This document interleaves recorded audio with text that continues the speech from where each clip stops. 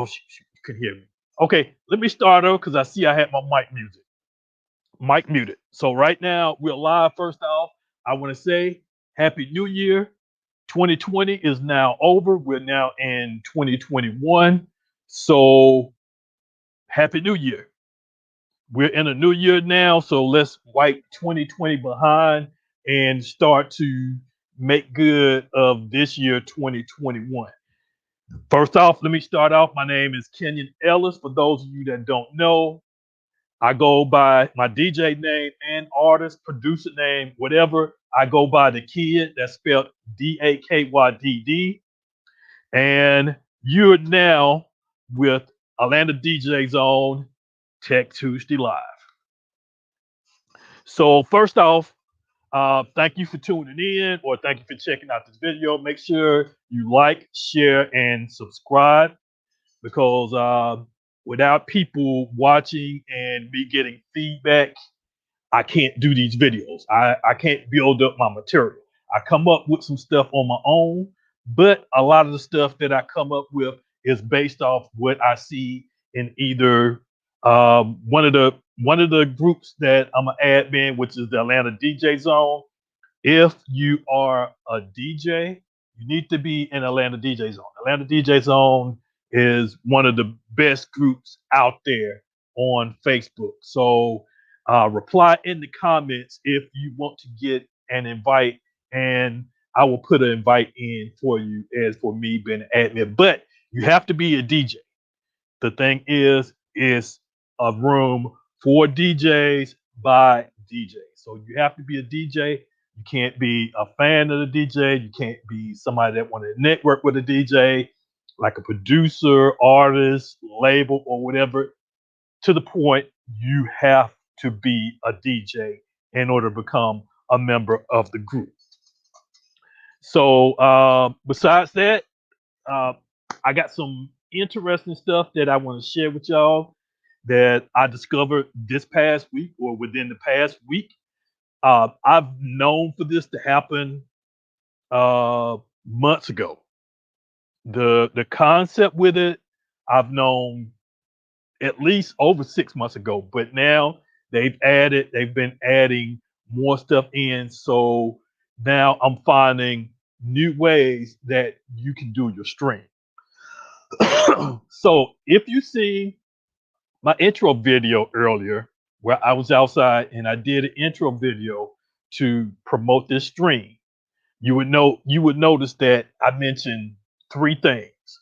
The first thing that I mentioned is that this is a method that you can stream to your Facebook fans without any copyright issues, without being muted, without being blocked, deleted, banned, or whatever. Like I said, this has been going on for 6 months. I've been promoting it. It's free. Nobody hasn't been using it except for me. I use it. I use it every Friday. I don't use it for music though, but I use it every Friday. So I've been noticing all the changes and stuff that's been going on. Now, number two is that what was number two? Number one is to play on Facebook without any issues. Oh, number two is to provide extra entertainment. I said you can't get it right now. Go away. I'm doing my show. Is to provide. Say hello to Christian, my son. Anyway, good night. Bring me something to drink. Tea, iced tea. I need something, and I might need water too. So, because I'm talking anyway. So number two is to provide double entertainment. Now, you may captivate your audience or whatever with entertainment for a while you're DJing your set. But eventually, if you're not doing anything to catch their attention visually, they may tend to wander off. They may be listening on their mobile device or cell phone and watching you for a while, And then they're like, okay, well, I need to start dinner, or I need to do this, or I need to do that. So then they put down the device. They can still hear you, but they're not focused on what you're doing. They're not visually watching. Now, this method right here is secondary entertainment to your stream, to where you can stream and provide music with an audio and a video, and you can also provide them with something to do. Get into that later. Now, the third thing, which a lot of DJs are probably looking into, because with the pandemic that we have, that a lot of stuff has shut down. This is it. You better bring me some water. Anyway, a lot of things have shut down, and DJs are not doing any any gigs or events or whatever. Now, some guys have been out there, they're back out there doing events, and with the COVID going on and the numbers are spiking up, you're basically taking a risk or a chance. So this right here is a way to where you can do streaming at home and then also make some money doing it. Now, what I want to look for first, and I haven't had time to look for it earlier, is that I want to open up. I want to find the video. I want to find the source to where all this started and what caught my attention uh, close to a year ago. Now, it was a video clip, and it was streamed on Facebook. Let me make sure. I want to make sure that I am heard. I made sure my mic. The only thing okay, you should be able to hear me. All right, because I see my mic's enabled. I would just want to make sure that I wasn't talking and nobody could hear me. So to begin this, a few months ago, Mark Zuckerberg, the creator of Facebook, he did a video promoting a bunch of services that were going to be added to not only Facebook but to also Instagram, which is another entity that they own. Now, the thing with that, it was the advertisement of Facebook rooms. Now, at this point, you had Facebook, then you had Facebook Messenger, and then you had the ability to go live with Facebook Live. Now, this is a different entity besides Messenger, but it's similar to Messenger. The thing is, okay, good, you can hear me. What's up, Eric? What's going on? All right, check this out, because I know that you could probably use this. I mean, everybody could use it, but make sure what I want you to do when I post a link, invite some other people. When I get ready to get this started, invite some other people, because I want to try to get as many people. I haven't been able to test this with a large group. The most that I've been able to do it was maybe like 3 or 4 people. So I want to be able to do large groups.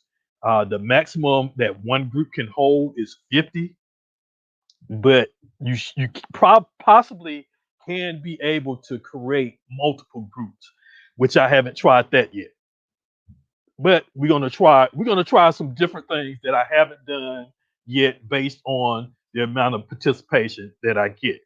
So where was I? I got sidetracked. Is that my water? I hope my water is wait. All right, you gotta quit playing now. I'm doing something here. So you gotta what do you want? What do you want?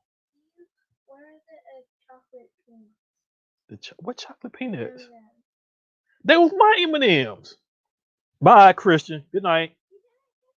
Good night. You took my M&M flurry.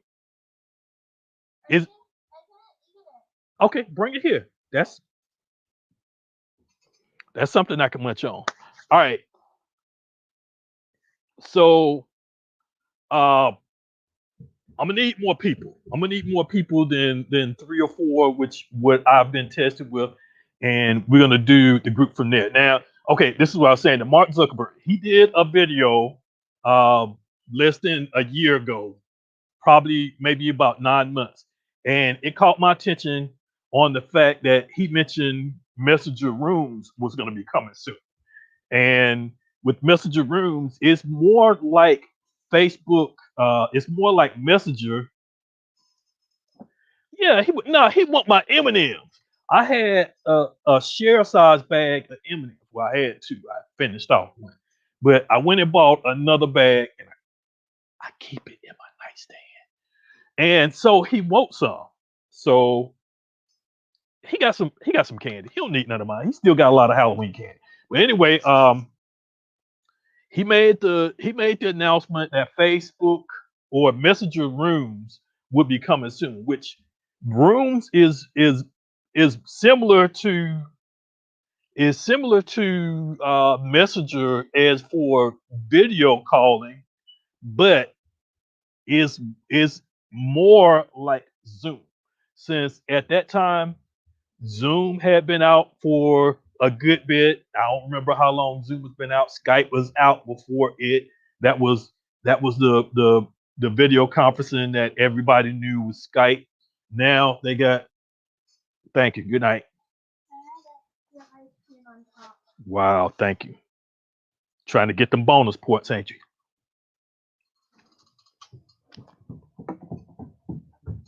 So he created Rooms, and Rooms, like I said, is more like Zoom. You had Skype, you had Zoom. Now you have Google Hangout. You have what's the one for Microsoft? Microsoft Meeting or something like that. Let's see. Got another comment. Catch up with the comment. Yeah, peanut M&Ms. That he know that's my favorite. Now he asked me for something that I got and I don't want to share. But anyway, Rooms is more like Zoom. And that's why I tell everybody it's like Zoom. So if you're doing Zoom events or parties, you can't share that to Facebook without being muted or banned, any type of copyright infringement that you'll do. Now, since Rooms is an entity of Facebook, but it works differently from Facebook.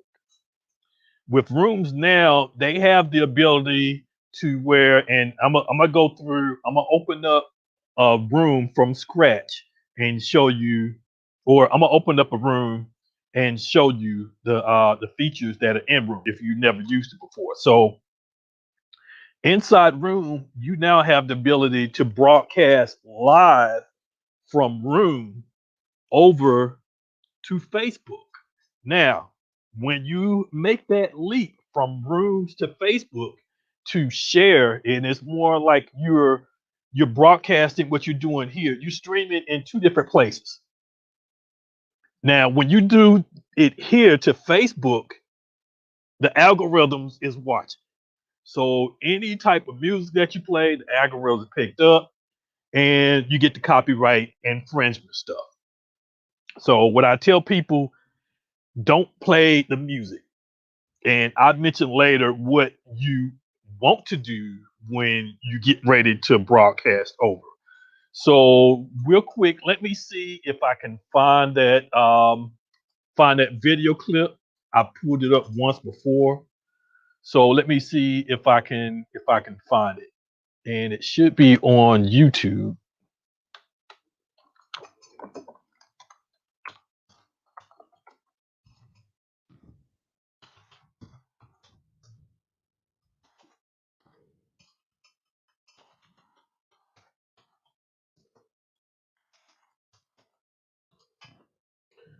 I think this may be it right here. All right.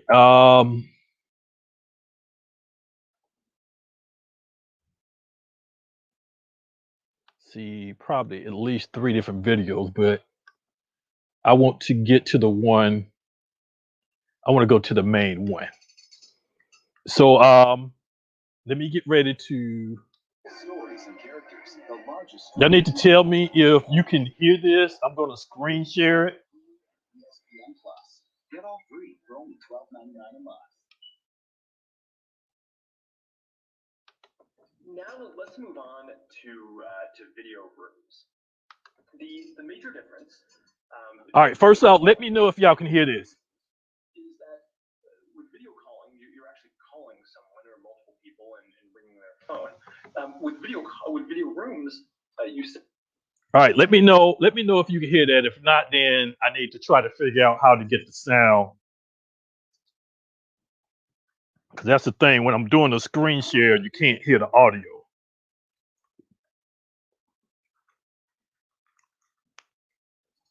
You can hear the audio good. Can you hear it clearly?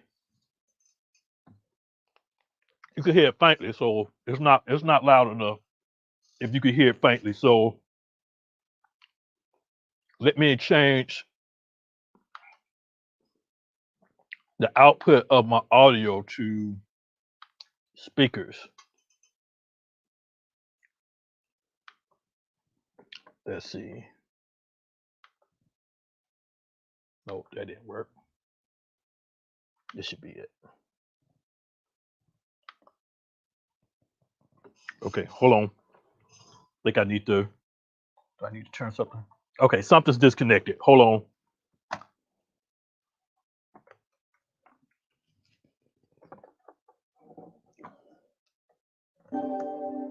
All right, there we go.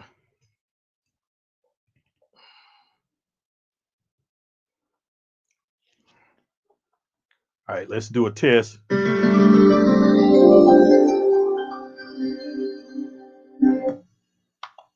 All right, how was that? Can you hear that?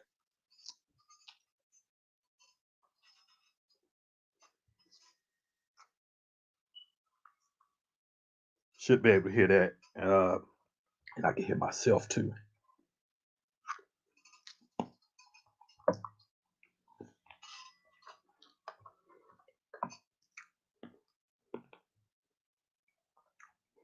So let me turn that volume down a little bit. Test. Okay. Okay, good. You can hear it. All right, I'm gonna skim through and see if I can try to find it. This is where he was talking about rooms. I'm gonna skim through. Usually by sending around a link. And until now across our products, we really focused on video calling. But today we're going to discuss a new product that we've been building called Messenger Rooms. And I don't see it. And the basic idea with Messenger Rooms is that you should be able to create a room for any activity or any event that you want to hold.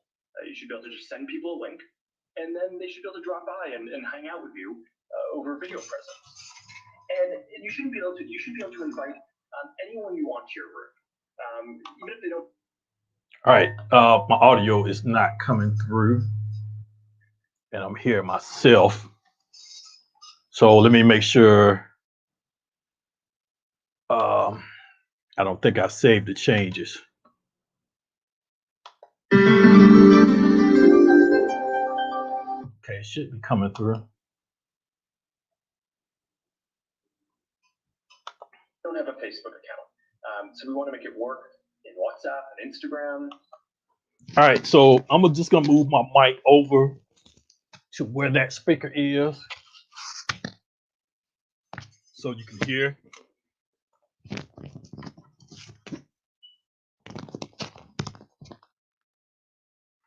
And I'm gonna turn the volume up.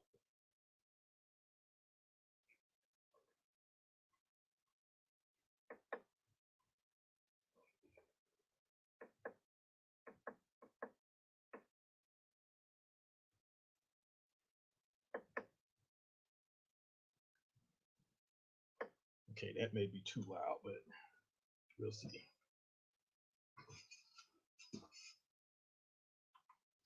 And we also want to make it work for people who don't have accounts with any of our services.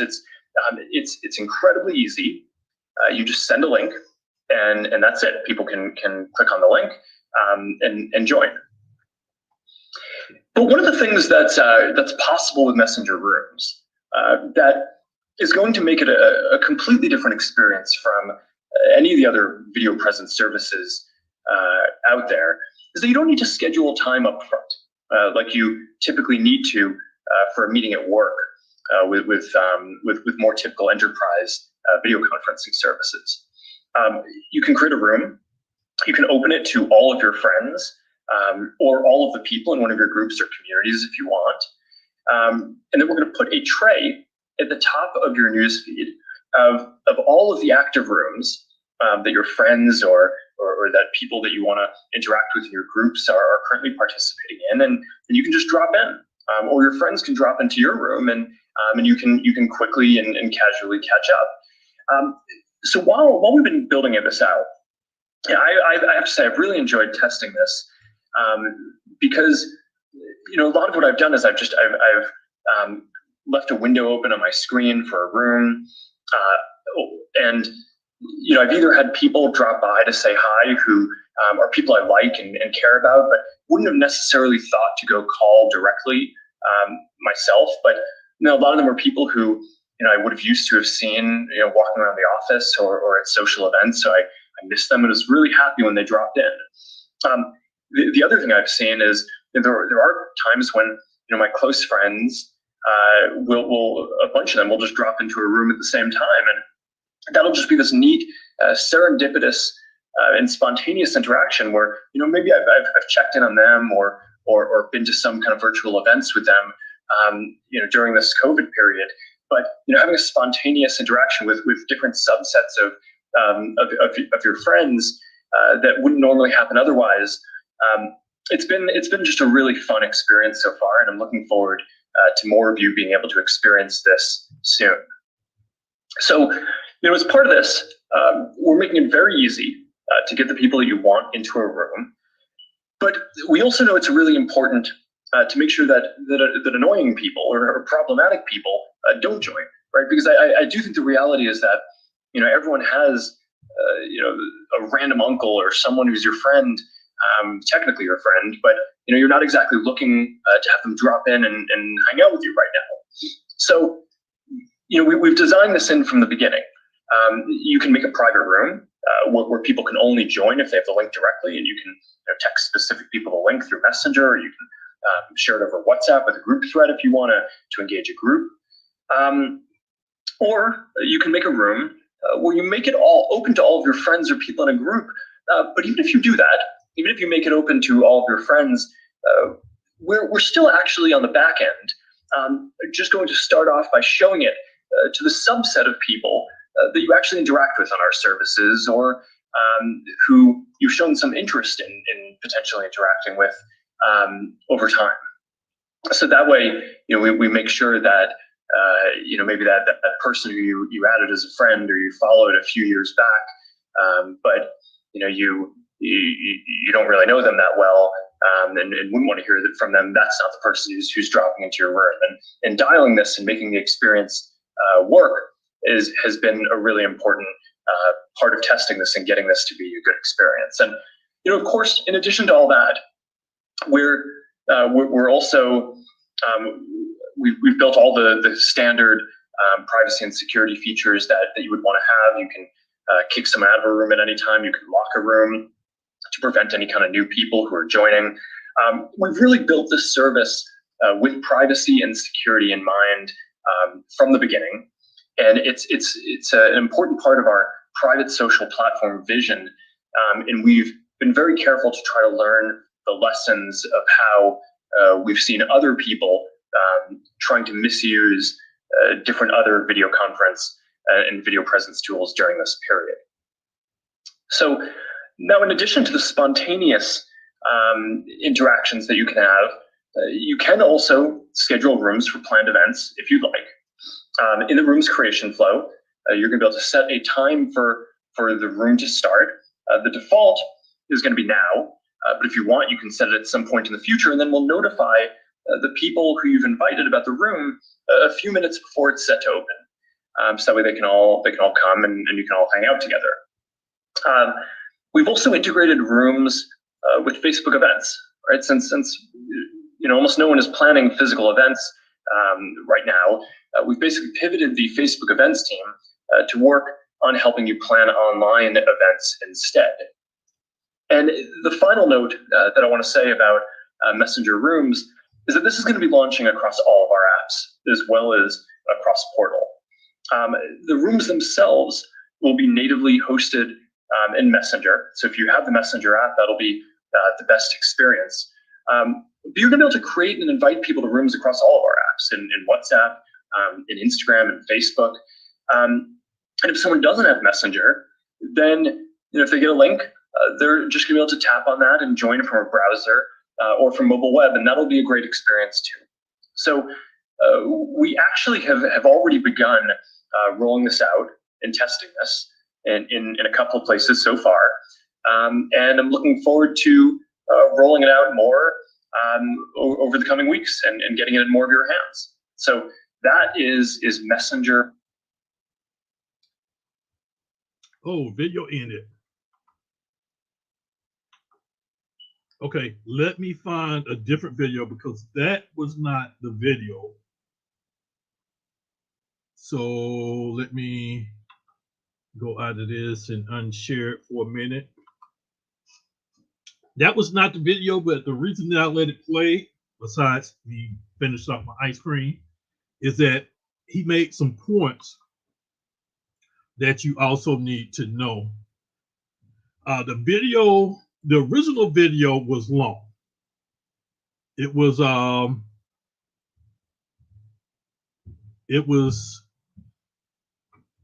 he introduced that Instagram would be used on you could use Instagram on a computer.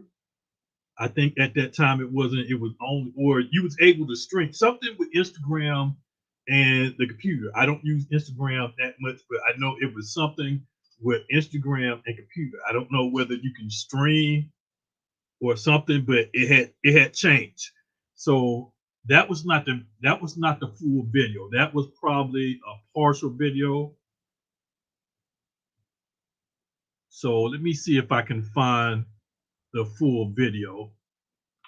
And I need to take out rooms and see if I can find that video because it was hard to find. But I see other people have been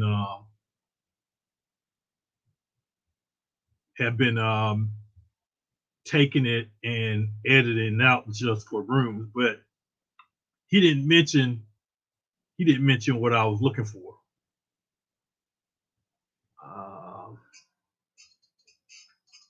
And I think it's called, I don't know if it was like a keynote.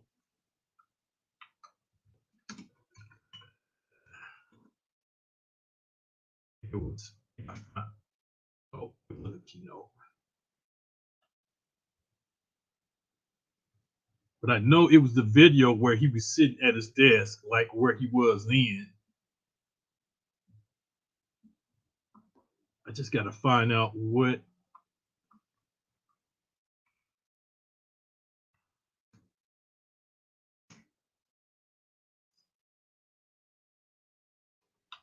was it? Where's that video?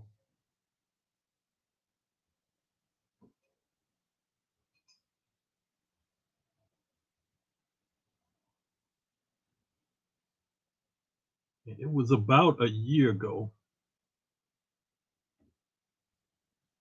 And I think this. I grew up going to church every Sunday, and central to those values was that we're shipping.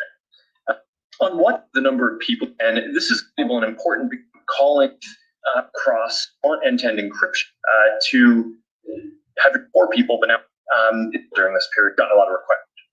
Messenger, we've been very focused on launching AI-powered effects and tools. Oh, that wasn't it. That was what I just checked out was it was a part of that video, but he was talking about WhatsApp. Let me see.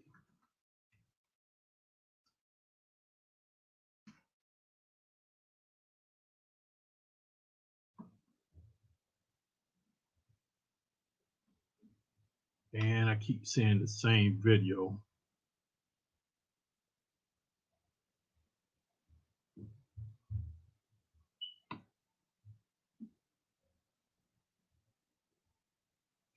And that video is hard to find after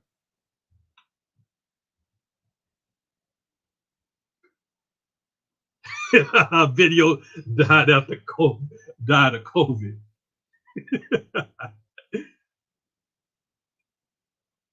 Oh, where's that damn video? All right. You put in more searches. Rooms.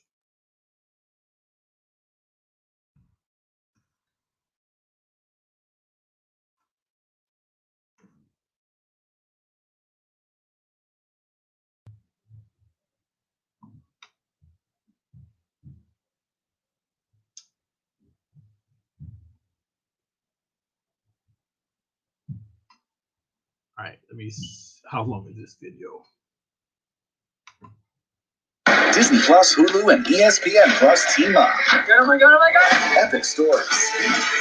Now let's move on to the base for a meeting or that people that you want to interact this or same time. Otherwise, to really link to all your friends. It's have rooms or apps. And if someone doesn't have over the coming weeks and getting it in more of your hands. So that is Messenger.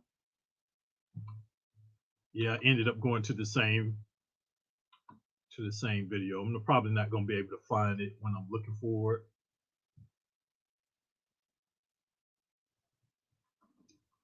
Yeah, I'll find it later. But let me go ahead and mention, based on what he said, with Messenger Rooms, and it has evolved since when it initially started, which I found it the day that it went live, and I used it that following Friday in place of doing a Zoom. Now, I've been using it since it first came out for what I call Family Fridays, where I have my family where we all, instead of using Zoom, which we used Zoom for a while because Zoom was only limited to 40 minutes unless somebody had a premium account and logged on. So we was limited to 40 minutes, but using Rooms, unlimited. We don't have any limits on how long we can stream, how long we can talk or whatever. So we've been using that every Friday to do our family meets with the exact same link. And this link is used in our family group. So that was a question that I had yesterday was, do you have to create a new link every time? In that case, no. The link was created in the group. The group was originally never disbanded or deleted or whatever. So it's as long as we went back to the same link, opened up that link, everybody would be able to get on. And that was great because all you had to do is just find the link or go to the family page. It'll be over on the right hand side. You click on join, boom, you're in the room. Now, I'm going to go ahead and start opening up a room so y'all can see exactly what I'm talking about. And I got one open. I may have to do a new one. And I may not be able to get my video. You may not be able to see me in it because my camera is already in use. So I'll tell you what, I'm going to create one from scratch. Let me get me a Facebook.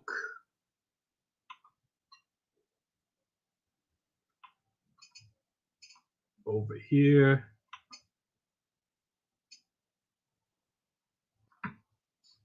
All right, and share screen. Now, this is my Facebook page. Now, like he said in the video, and since I don't need to hear the audio from the screen right now, I'm just gonna bring the mic back over to you. Clip it back on.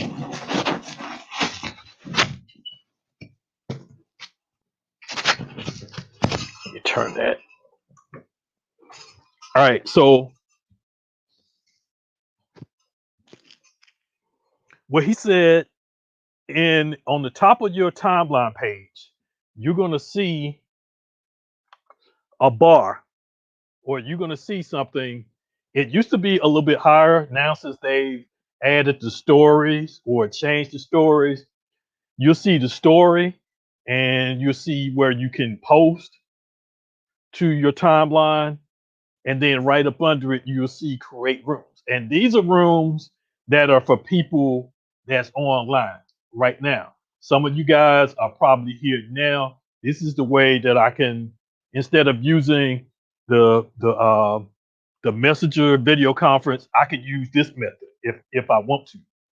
So yeah, I could do that. So what I'm gonna do now, I'm gonna create a room.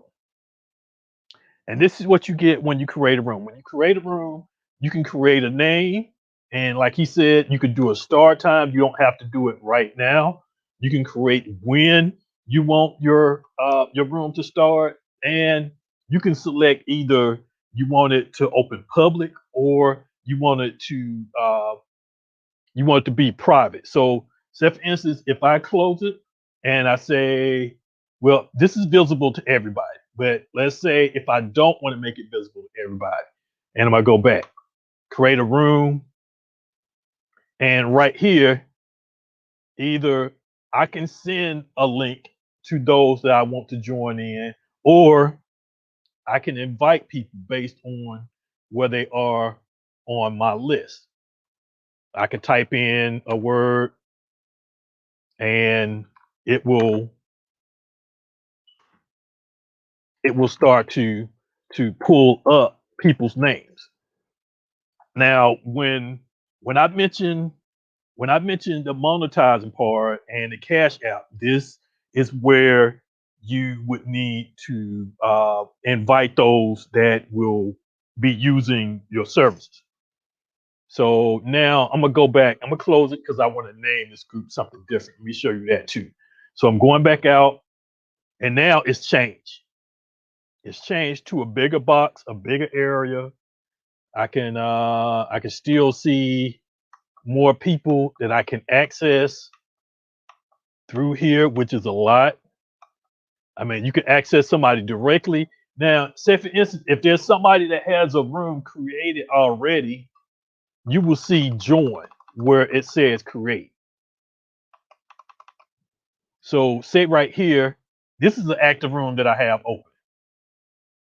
I didn't actually close the room. I just closed the window. So if I go back and join it, it's going to create a room. And this used to look different. Oh, okay. So I can get my screen on like that. Okay. So it looks completely different. They have it winterized with, I guess, a holiday theme, because it didn't have all the snow and the snowflakes.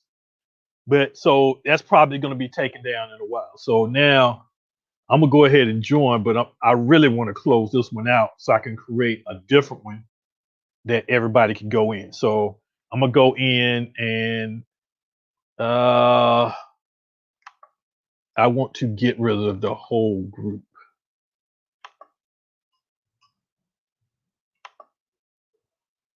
I want to go to end room. And it said everybody will be removed from the group, and the room link will stop working. So this is when you get ready to end your group. You can go here and boot everybody out. You don't have to wait till everybody starts to trickle out. If you want to go ahead and close it immediately down, you can do that. So now let's go ahead, and I want to create a room with a different name. So in order to create a room with a different name, you can choose presets here, or you can go to new, choose your icon. In this method, I want to use the dice, because this room is going to be a game room. So ATL DJZ TTL. Keyboard. And I'm gonna create a poker room.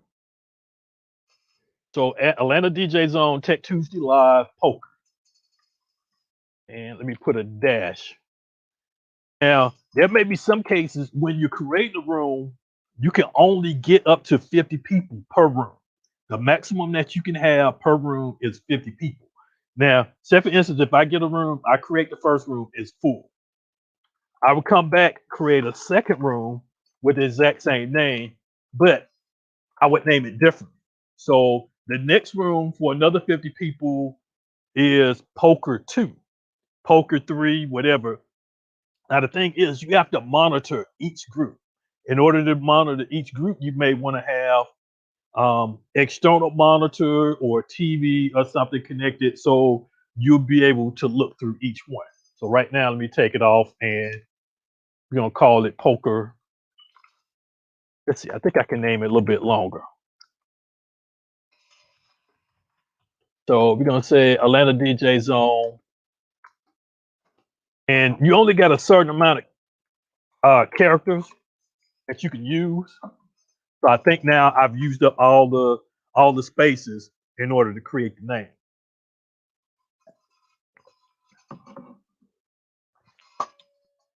All right, so I've chosen my icon, I created my name, click save.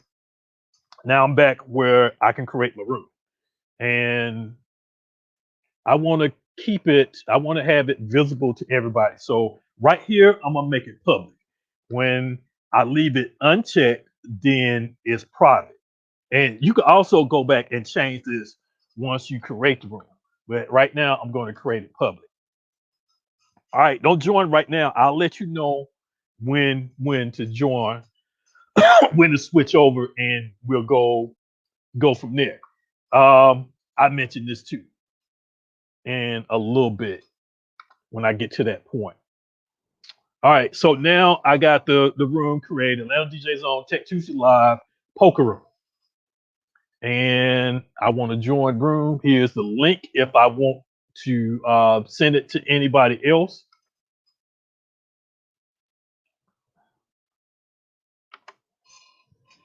So now here's my room. It looks a lot differently than, and I can actually do it full screen. You can still see me. It looks a lot differently than what it did. And what you hear me through StreamYard. You hear me through the program that I'm using. You're not hearing me through rooms. So there's been a lot of changes. A lot of changes that's been made. And let me mention some of them. And okay, is there something missing? There's one missing. Oh, there's one missing because there's not anybody in here. There will be another icon that will pop up over here once people start to join in. Like there'll be a chat icon. That's what's missing. So now let me go through the buttons. Explain what you got. All right, right here, you got your screen share. Now, if I want to share a screen, I have a dual monitor display. This screen one is my monitor on the left. Screen two is the monitor on the right that you see right now. I can hit share to share. You can also share any applications that you have open. Like if I want to if I want to show a YouTube video, then I can do whatever. Here's a Word document that I have open. Whatever it is that you want to share, or you could do a Chrome tab if you want to be specific. You don't want to do a screen, but you want to share something that's coming from the link. So in the event that I find the Zuckerberg video, I don't have to share that full screen. I can share just the tab that is opened up in. So those are your options. You can do an entire screen. You could do an application. You could do, just a Chrome tab. That's for a screen share. And the way that this works, it works just the way you could do screen share in any other applications that you could do screen share. All right, the next icon is to where you can add people. Yes, sir. Did you see like a purple jar that said lock and twist Joe? Nope. Nope. Something that your mama had, or Well, it's something that I previously had in my in my room. Oh, nope, nope. All right, interrupt again. All right, now you got two tabs. You have one with people, and let me make note of this. When you open the room, lock it. Go here immediately and lock it. And I'll explain why in a little bit. So right now, you want to go here. This is the first thing you want to do. Go here and lock it. Yes, I do want to lock it. Right, and right there, you get a message saying that your room is locked. And right here, like I said, you can go back once you create your room. If you want to invite people specifically, you can invite people. So I'm gonna invite some people that I was telling this about, and they will get a notification in Messenger. Uh,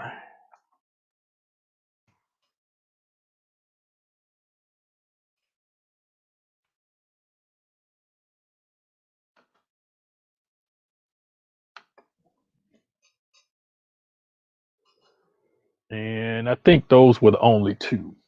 Well, there was one person else, but I think he's busy. But I'm gonna go ahead and send him an invite anyway. And I did this yesterday so he can see what was going on. So right there, I invited 3 people. They'll be getting a notification, but they can't come in right now because the room is locked. So they'll probably be messaging me saying, "Hey, I'm trying to get in the room.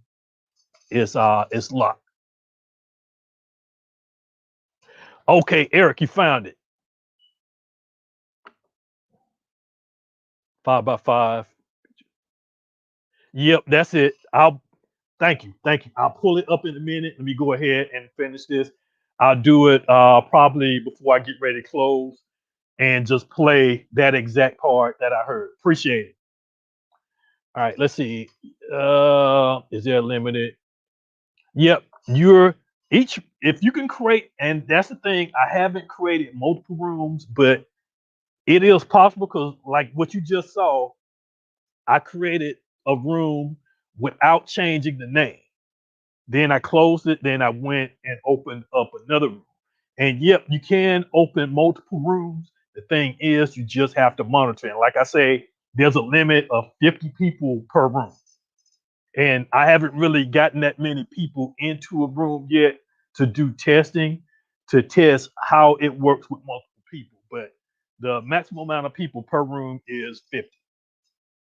All right, so right here, you got the lock room, which I've locked. And you right there, you see the padlock to where it's locked. I think I can click it to unlock it from there instead of going back here. I've invited some people, and this right here shows who's in the room. So right now, since I locked it and didn't give nobody a chance to come in, it's only me in here. But as more people are here, it will show more people in the bottom. And if you want to share the link, send the link to somebody else, you can copy it and so forth. Now, under the settings tab, nothing really, uh, nothing really extravagant to where you can end the room, basically close the room completely out, and screen share. And I'm gonna turn the screen sharing off right now. And this disables screen sharing for everybody. So this is another thing that you want to leave out because you don't want nobody to be posting stuff while you're while you're playing your set or whatever else is going on. So you're not going to be really using screen sharing unless it's something that you're going to be doing to do it. So I would say when you come in the room, lock it, lock the room first so you can do what you need to do prior to anybody coming in because there's some stuff you're going to need to do. So lock it and turn the screen sharing off. All right, so that's it for that tab. And then right here, you got your to turn your video on and off. And then to mute your mic. That is the third thing that you want to do. Or well, once you start to invite people, um, you want to tell everybody to mute your mics, and there is a way that that you can do it, prior to everybody getting in. I'm gonna get into that later when I get to the live tab. So looking out for that. You want to make sure everybody has their mics muted, but you can go and mute everybody's mic. You're gonna have to do it. As so far as I know, you can do it. You have to do it individually. So that's why I would say put an announcement or a notice or whatever before entering the room. Make sure, or when entering the room, make sure your mic is off. The video, I guess it doesn't matter. You may have some people that may have their video on. Some people may have their video off. In the case that you do need people to have video on, you need to make that note as well.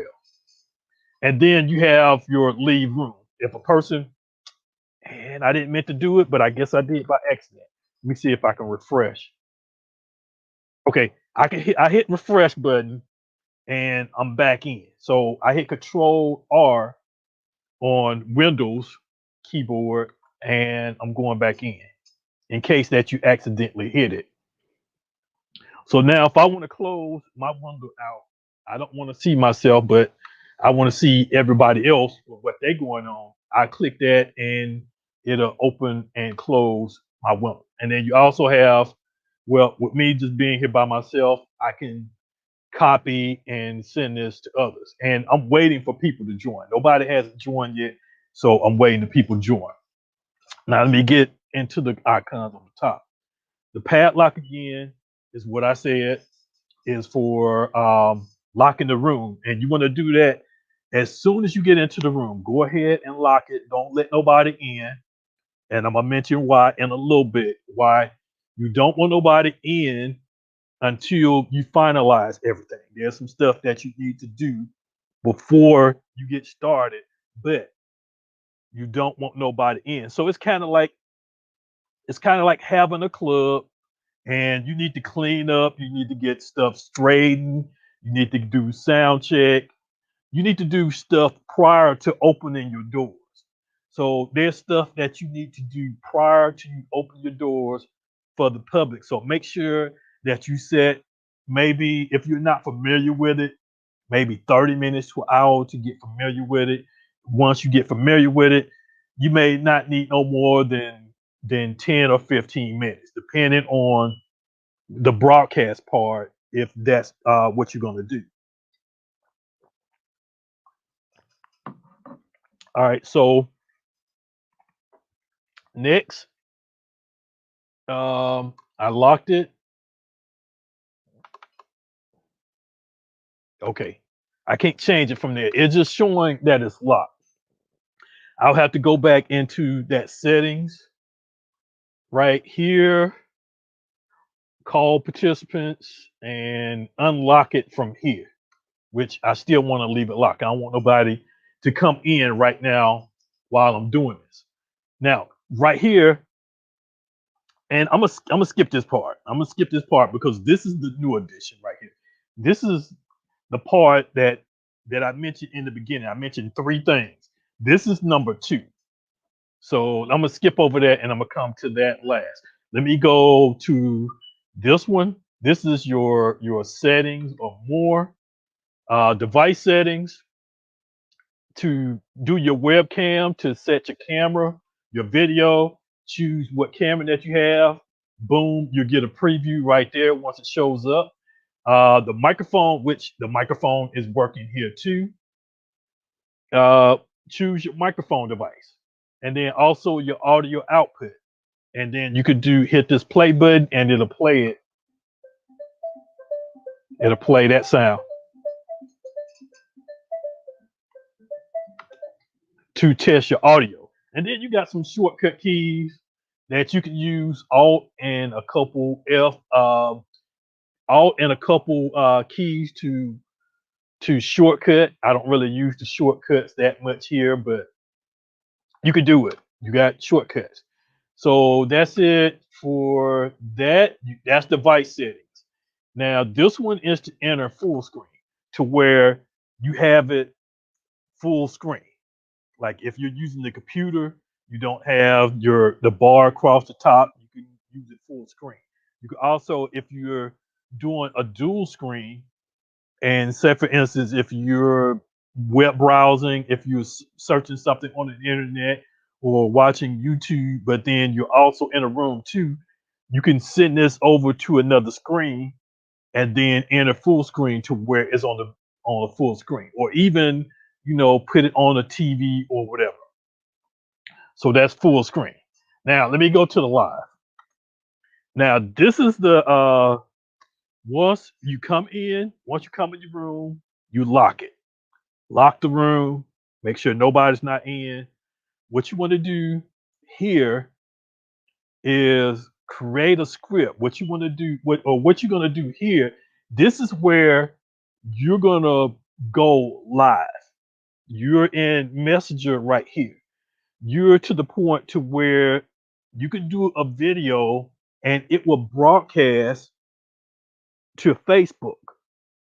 Now the thing is, you don't want to use music because once you broadcast this to Facebook, the algorithms are going to be waiting for you. So what you want to do here, and I'm gonna name this. I'm just gonna call it Poker Room.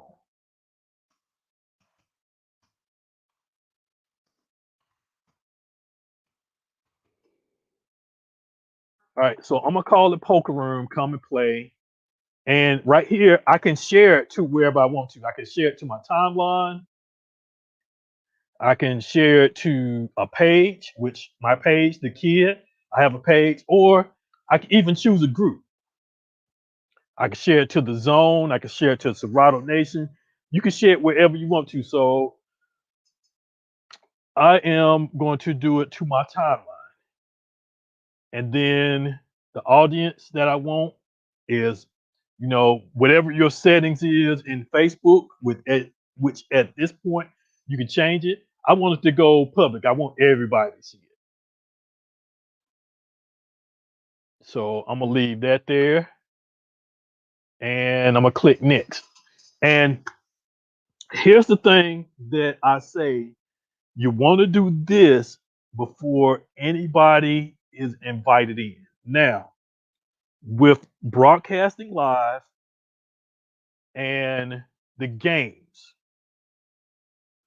whoever is in your room also have to accept whatever you do. So if you decide to broadcast, like say if there's 20 people in the room and you like, well, let me broadcast to get some more people in here. Let's say we need another 10 more people to create another table, or I don't know exactly how that works, but let's just say we need some more people, or we want to get some more people into the room. Now, in order for you to do that live broadcast, not only you, but those other 20 people have to accept that they want you to go live. So basically, everybody has to give permission. The only way that you can get around that is to just remove the person that you're waiting to accept. Like if you say, okay, well, I'm about to broadcast, we need to get about 5 more people in here to fill up the room, or to, or to whatever. Just say we need more people. We don't have enough people to play this game. If it's a game, say if it needs, and there's games that require 3, and I think one that requires 5. Let's just say there's 3 people in here, and you need to get 2 more people in. Now, let's say that 2 people accept. You got one person that either walked to the bathroom or gone to the kitchen. They've been gone a while. So you're waiting for that person to accept. And then when you click live, or when I click next, it's going to send that notice to everybody in the room saying accept or join. Basically, with the broadcast, accept. With the games, it'll say join. So everybody has to accept. and it'll pop up on their screen. And if they don't accept, then it's in pinned. It's going to stay there. And you can see, there's a way that you can see if you go to, I think it may be here, or it's probably where you can see who's in the room at that point where you saw that I was the only person in the room. It will show there the people in the room. No, it will show here. It will show on the screen here those that haven't accepted yet. And then you can just go ahead and boot that person out and let them come back later on if they're holding up the progress. Now this is for live and games, and I guess this is just security or safety that that they have in place so that you're not going live without anybody's permission. Somebody may not feel, well, no, I don't want you to, I don't want to be seen live or whatever. They can go. You need to do progress, or they need to accept or turn their camera off or whatever, because you can broadcast the games. The only thing, when you broadcast the games, whoever is watching from Facebook, they can't see the games. They can see the people that are playing, but it doesn't actually show the games. And I did a video earlier, I think Saturday or maybe Sunday or whatever, with my son and my wife. We were playing the quiz game. And when I went back to watch it, none of the quiz stuff was on the screen. The only way that I was able to bring the quiz to where you could see it is I would have had to share my screen. Which, if I shared my screen, then I share my answers. Or if I'm playing poker, if I'm playing goldfish, or whatever, that I have a hand that I don't need nobody to see. And that's the thing, when you have the games, only you can see what you need to see. You can't see what the other people see. They can't see what you see unless you do a share screen. I did that when me and my son played goldfish the other day, and he saw my hand when I did the share screen. I did the share screen just so if it will show the actual game, and it did, but it showed my hand and I lost. So that's one thing that you don't want to do. So now, like I said, when you broadcast live and you're doing the games, even if you're to start a game, you have to do it. To end a game, people have to quit. So in order to start, everybody has to accept. In order to change or start a new game or a different game, everybody has to uh, everybody has to accept. Now, in the event that you have a game open and the game ends, you want to start the next game, the next round or whatever. And say if somebody doesn't want to play, they now become a viewer. So they're not playing, they're in the game to where they can possibly watch, but they're watching from a view standpoint. And if you're streaming, if you're providing music and video, then that's what you become. You become a viewer to where you're not playing the game, you're not creating a score, but you're there. So you won't have any score. So if it's something that shows who's in first place, second, or third, or whatever, you'll most likely be at the bottom, which won't matter because you're not playing. You're considered a viewer. So now I'm gonna go live and I'm gonna make a little announcement to invite people in, and then I'm gonna open up from there, and then we're gonna move on to the game. Or well, no, I'm gonna start. Well, I can't start, and that's another thing. You can't start a game until there's somebody else in the room, or there's that many people. Well, two people can be in, and you can view the list of games. And for some reason, the list changes.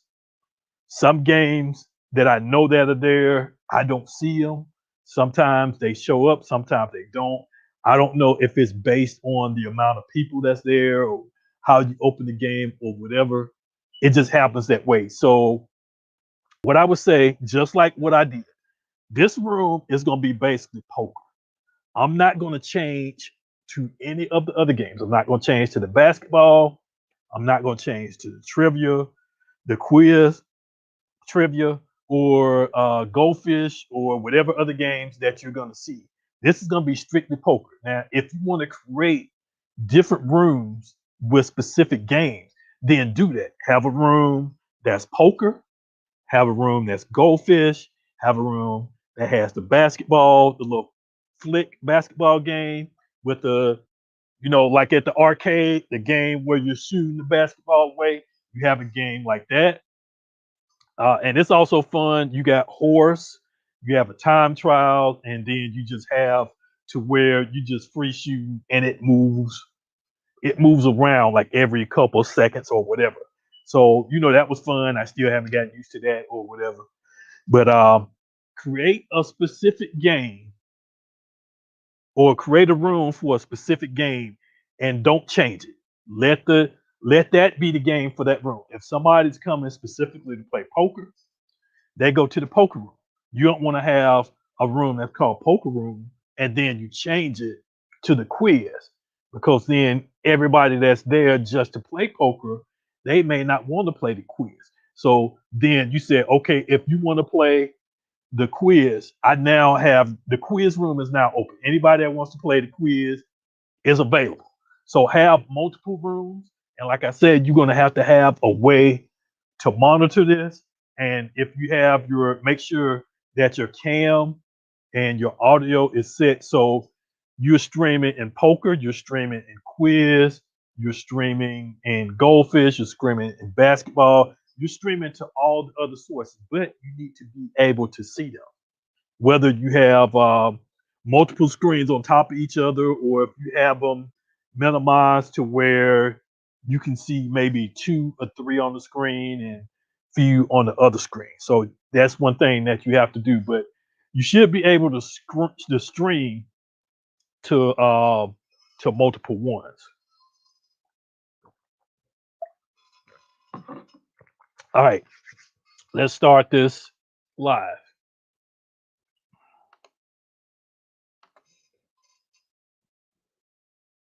All right, now when I click start, it's going to start. And it says you need to have all your participants confirm before you start the broadcast. Once you go live, the room automatically locks so no one can join in. You can unlock the room at any time during the broadcast. If a person isn't able to confirm, you can remove them from the room. And this is where it will show it. So at this point right now, I wouldn't be able to continue if there was somebody here that hasn't hit the accept or the join. And the same thing for the game. So since I'm the only person, like I said, I'm the only person here, so I can start with no issues. I'm gonna start. I'm gonna make a announcement real quick that I have a poker room open. Anybody that want to play poker and join in this beta testing, come in. And then at that point, I need to open up the room. I need to open up the room and let them come in. So all right, here we go.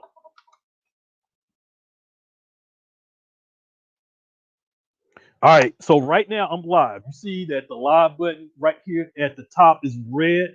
What's up, everybody? This is the kid here. I am doing my podcast right now. This is a beta testing. You are now a part of the experience of Atlanta DJ Zone Tech Tuesday Live, my podcast. And what I'm doing right now, I'm doing beta testing.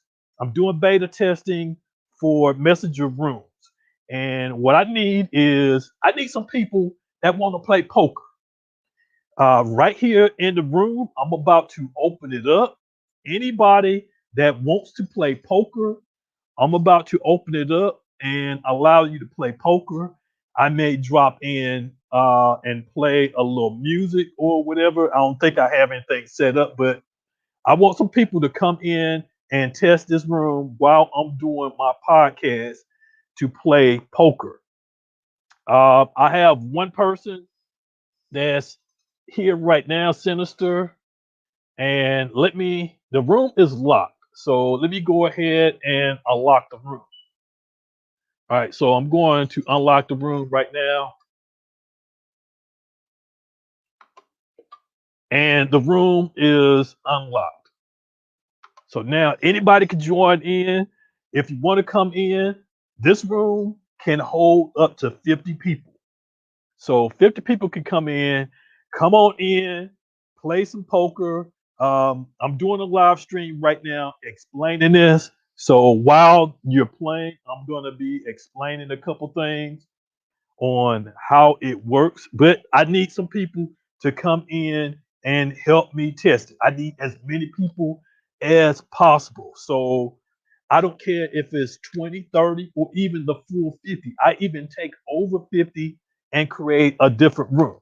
I create a room if you want to do a quiz.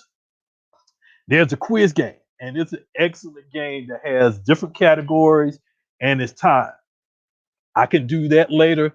Just instant message me if you want to do the quiz room, and I will create another room just for the quiz.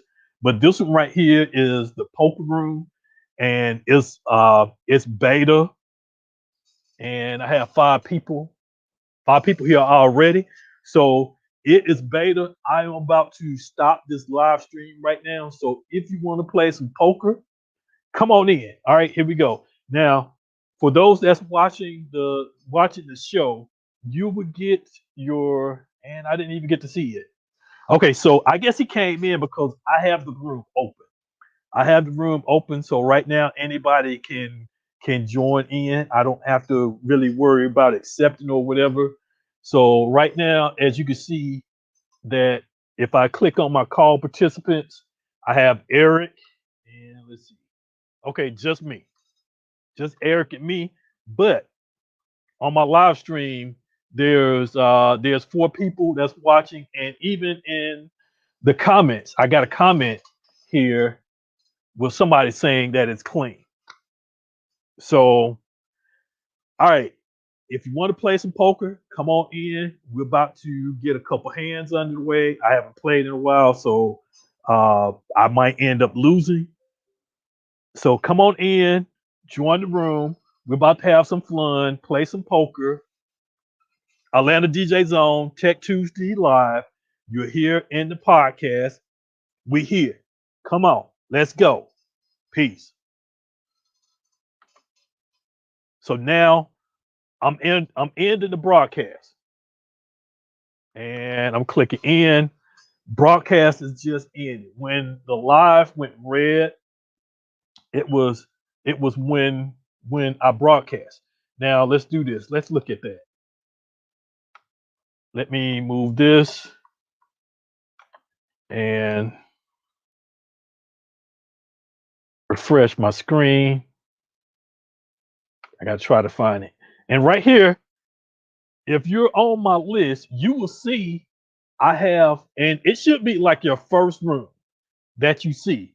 And you'll see Atlanta DJs on Tech Tuesday Live is the poker room and is active. And it should say, since there's me and Eric in here, it usually indicates how many people are in the room. But what I want to look for now, I'm looking for the live stream. I need to refresh. And here we go right here. This is the live stream. This is the live stream that I just did. So let me take it off mute. Red. What's up, everybody? This is the kid here. I am doing my podcast right now. This is a beta testing. You are now a part of the experience of Atlanta DJ Zone Tech Tuesday Live, my podcast.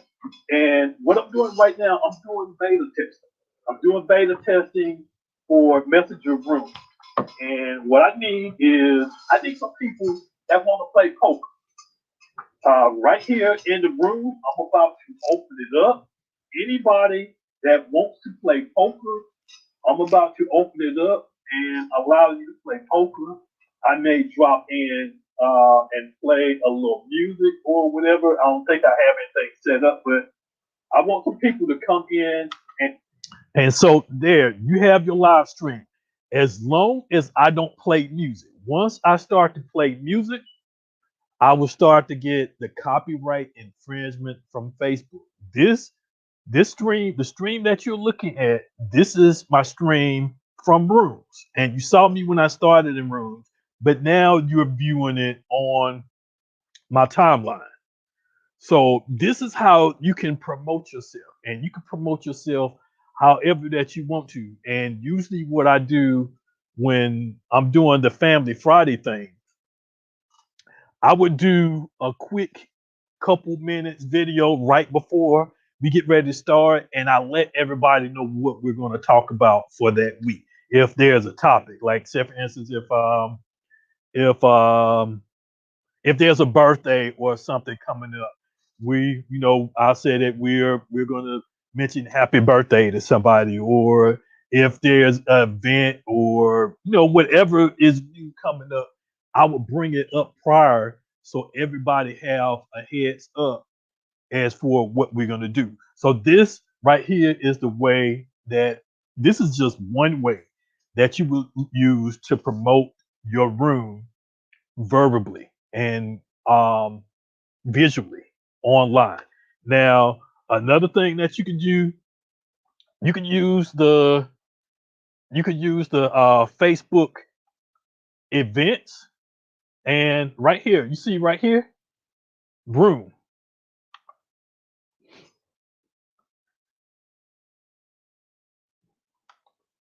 Wait, no, that's not what I needed. This is what I need. I needed the event right here. Not that one. That's another way that you can create a room. I can do an event, and then I want to do online. And this is the type of event. And what you do, you will fill out all this stuff, your time and your date that you're going to start. But instead of a location, you will put the link, and you may need to go and create the room first. Create the room first, and then come back here and add the link in, the copy the link and add it in. And this right here will give you a heads up as for how many people are going to come, especially if it's something that you're going to do every week, or if you're going to do once a week, but in about 4 or 5 days. It'll give you a heads up of who's coming, people that may be sitting on the fence, somebody that can't go, or whatever. And you can also send invites. It's basically an invite. The other way that you could do it, you can use Eventbrite. If you're familiar with Eventbrite, you can send an Eventbrite message and also have people to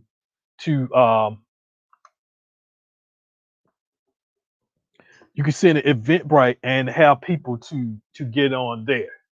Now let me get back to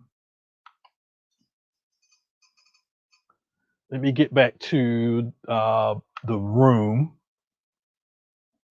because I got somebody there now. All right, I have Eric here now.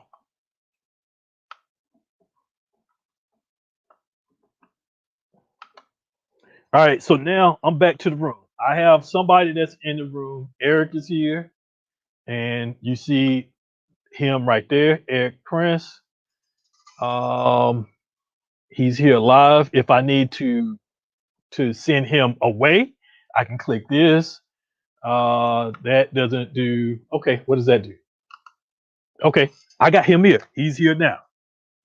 Now, say for instance, I want him to do the music. I can let him do the music, and I can be the host. And say for instance, if we're doing the quiz, I can read off the questions, because you're only given a few seconds to answer the question.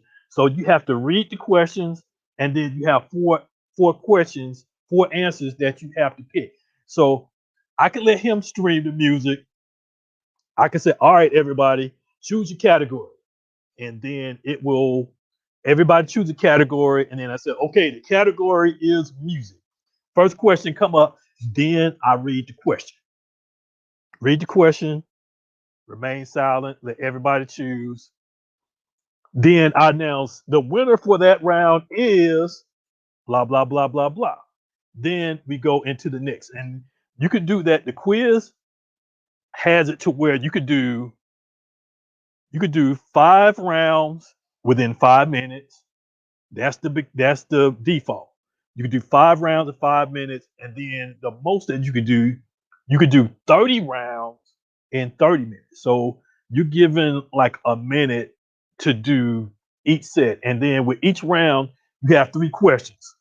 So you choose the category, you answer 3 questions all in 1 minute, and either you're doing 5 and 5 or you're doing 30 and 30. That's the quiz. But like I said, right now, since I have him up full screen, I can let him do the music. I can let him be in charge of the music.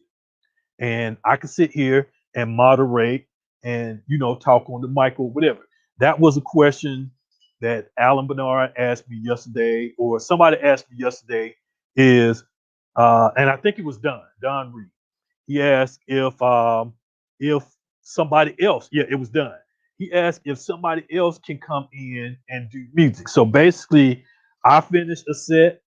I'd say if I finish a hip hop, old school hip hop, R&B, or whatever set, and then I'm done, then I'm like, well, y'all, my time is up. Thank you for checking me out. This is the kid right here.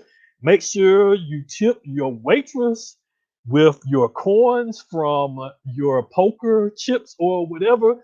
I am about to let Eric Prince take over. He will be doing an hour of soulful house.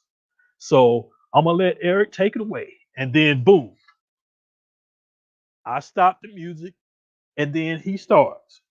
You basically can transition. So if you have a team of DJs and you want a room to continue for maybe hours, you want to keep everybody from hours, and you have some people that come in and leave. Then more people come in.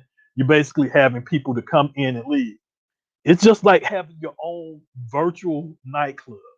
You have your entertainment, your music, your DJ, and then you have your entertainment for games or whatever. So with poker, it's like having your own casino without the drinks.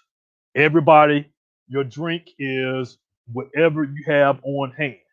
So since I have him popped up, that's one thing that I thought about, that somebody had asked me if you can transition over. Yep. And the thing is, I at this point I would mute my mic because I'm done with my set, and I would unmute his mic and let him start to play. So then his audio is the only thing playing. The only thing that he would have to do is make sure in the settings, right here, where microphone is for him, he would have to make sure that whatever he's using for his audio source is checked. And that's it. Then he gets to take over.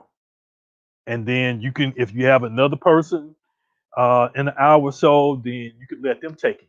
And you can also, but then at this point, if you're going to be doing a team of DJs, announce just like I did to my timeline. You want to make that announcement first, because right now, and let's try this. Hey Eric, I'm about to go live. Don't reply to it. I just want them to see, for everybody to see what happens if a person doesn't accept. And you can tell me what shows up on your screen. So right now, I want to broadcast and I want to go live. Like Stephanie is, oh, well, Eric is going to be taking over for the next hour with House. Me and him are the only ones in the group. So I get ready to start, and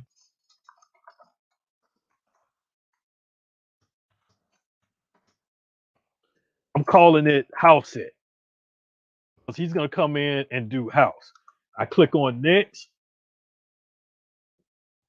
Now, as you can see right here, it says the ready for broadcast like it did earlier, but it has Eric as a guest, and it says he hasn't confirmed yet. So at this point, I'm at a roadblock. I can't do anything until he accepts. Now I can drop him. As you can see, he just clicked on it. So once he clicked on it and accepted, then I can continue. That's why I say do all this prior to anybody coming in, because then you have to wait until people to come in order to be able to go live again. So basically, I had to wait for him to complete the permission as for to do it. I'm not gonna go live anymore. I just wanted to use that as example. So now I'm canceling it or whatever. But now you're probably gonna have to get up again because I'm gonna do the games. So now we're about to do the games. I can start a game now since he's here. So another thing that shows up that that didn't show up before is, of course, you see I have 4 icons compared to, what did I have? I think I had 2. Yeah, I had 2. I had the lock games. No, I had 3. The lock, the games, and broadcast live. But now I have the watch together. This is the newest thing. I haven't really ventured into this, but you could also watch a video together. Now, say for instance, if instead of Eric going live, I can find one of his sets that he may have done on Facebook. Maybe one that hadn't been muted or hadn't been muted a lot. And I can play that set, or I can play a video that everybody can watch. If you have an artist, if you promote an artist, you can play an artist video there. So I'm not gonna go into this one. I haven't really used this one that much, but you can also do a share screen for a video. Now, about to go to the games, and here is the list of games, and there are more. The quiz is here, but I don't see the basketball, and I don't know why. I think it's based on the amount of people that you have, and I don't see all the games. There are more games, probably at least maybe 2 or 3 more. I know basketball is one, and there's at least 2. No, there may be one more. It may be just the basketball. But anyway, we're gonna do the poker. The the poker, goldfish, and the quiz and the basketball are the ones we tried. I think this one right here, it requires 5. This one's spy fall. It requires 2, but some reason they couldn't open up. So we're gonna go ahead and do the poker. And now, like I said, since Eric is here, I have to wait for him to accept. So I can go ahead and click start. And the poker room is opening.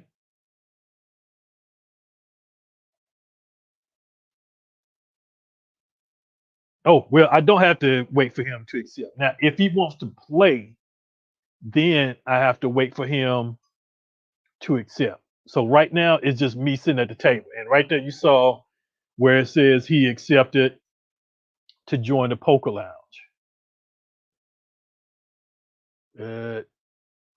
I don't see him at the table. And you can have up to 8 people at each table. Let's see. Let's look at that. Okay, and here's your hands that you need. From royal flush to high card. Straight flush, 4 of a kind, full house,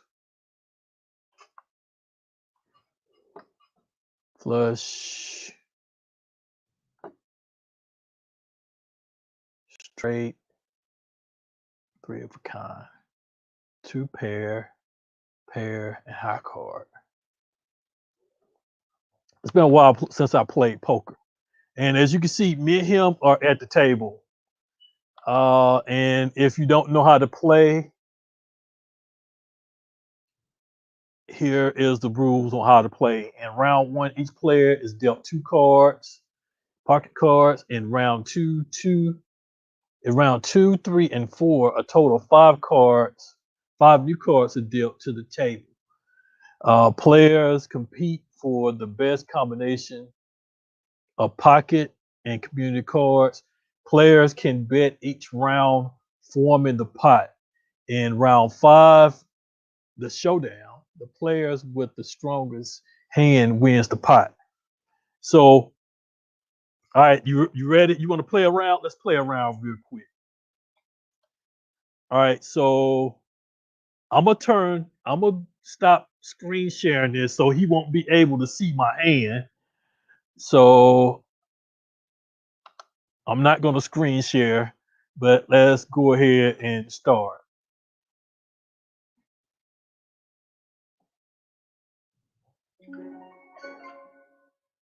And you're given an amount. All right. I'm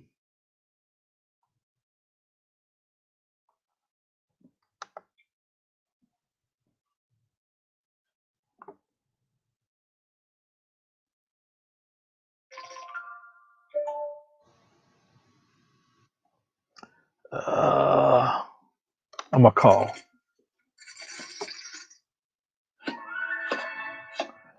Okay.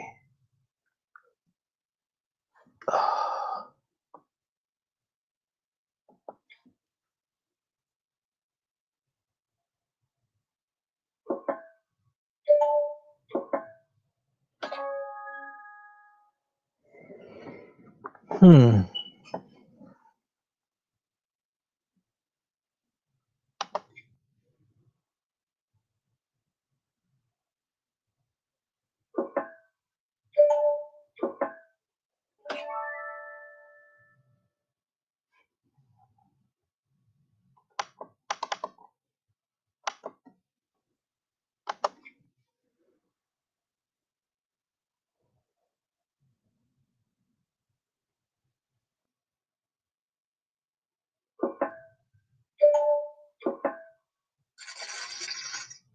All right. So y'all can't see, but I beat him, and he got to see my hand.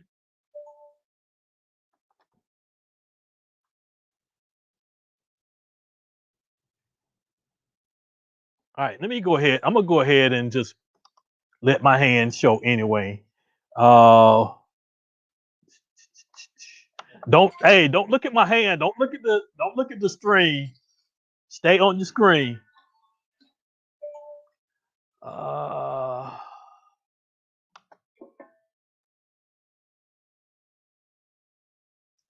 and see, the thing is, you can do this while playing music in the background. You'll be streaming music. You'll be providing music while people are playing the game. And with this game, it's not timed to anything. The quiz is timed, so you need to kind of be looking at what you're doing. Um, I don't know.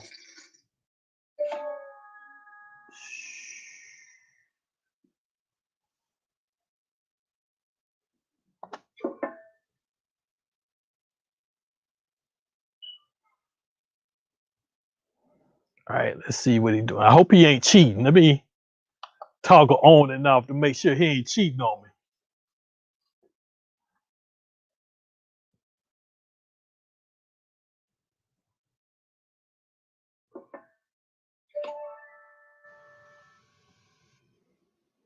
All right, let's see. I'm going in.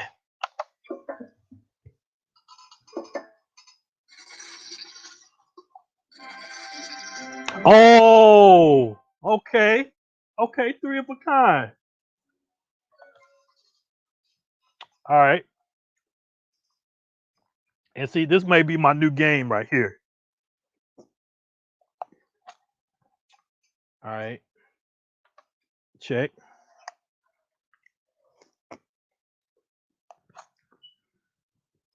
And like I say, this right here is number 2.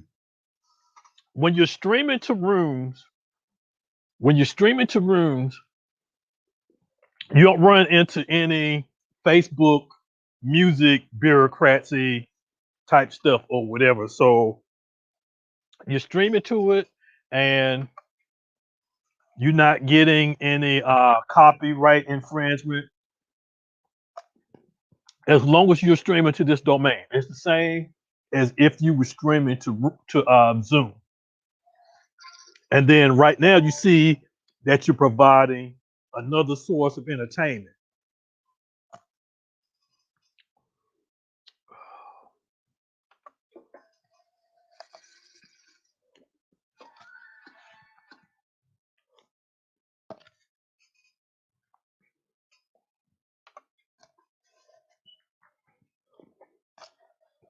Now, if you have more than 8 people, I think what it does, it creates a new room. Okay, there's another person that's here. I can't see who it is. But oh no. Okay, that's you. That's you. You just walked away.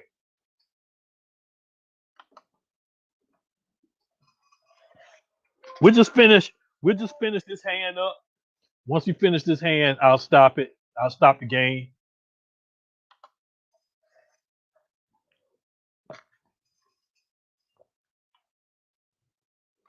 So right now you're seeing my hand. I'm probably not doing good, but I'm not a cards person anyway. I'm a slot. Let's see.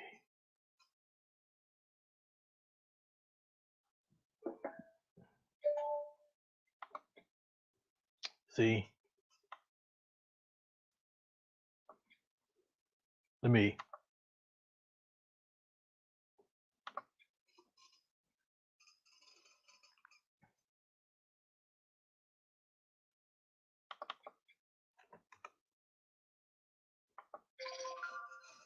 See, I'm finna end this game.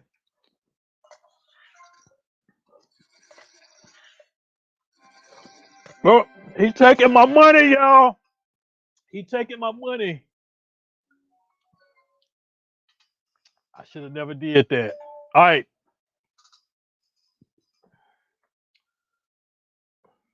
Let's see.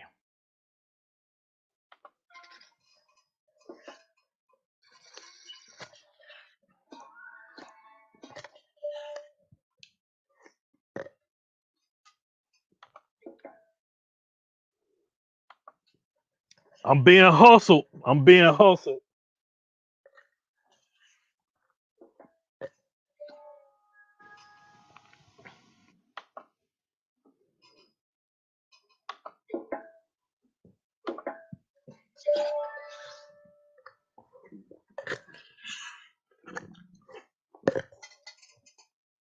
Okay, he can't see my hand. Yeah, that's what you tell me. You can tell me you can't see my hand.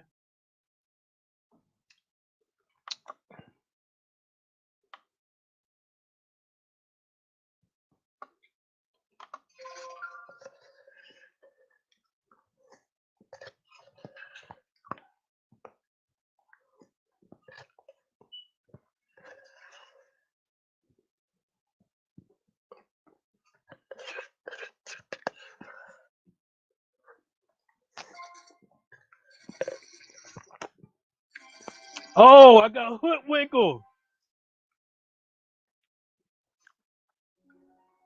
Okay, we finna end this now. Okay. All right, let's go.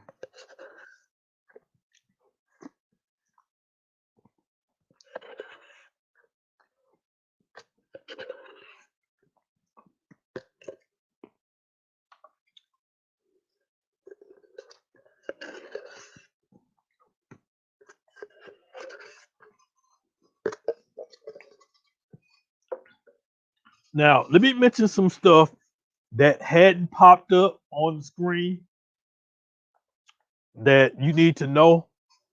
One, You can only play games if you're on an Android device or on a computer. I'm on a computer. He's on a computer. That's why we're able to play. If you're on an Apple device, iPhone, iPad, it will not work. You will not be able to play the game. And it will tell you that if somebody is there on the device. So when you make your announcements, you want to make sure when you make your announcements, you want to make sure that you advertise that. Make sure that you're on Android or a computer if you want to play the game. If you coming in, and I'm not even for sure that you can do it with monitoring. Yeah, I might well just gonna give you all my money.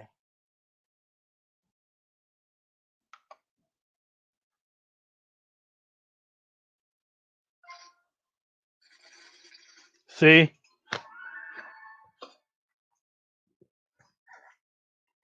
I'm not a gambler, man, but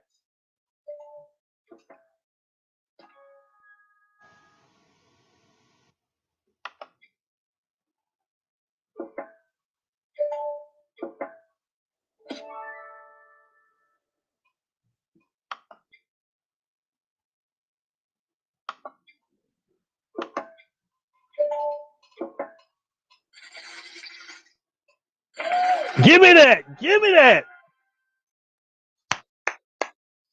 Okay, I know what I'm doing now. I had a full house. I had a full house on that last hand, and it will tell you. It will tell you what that you had, what you have.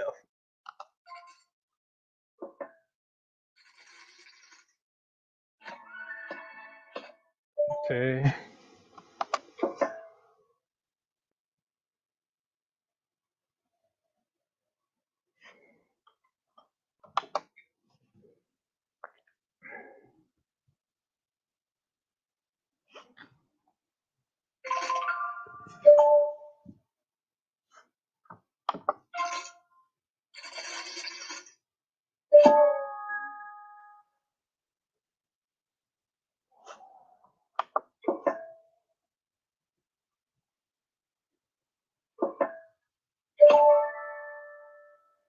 Mm.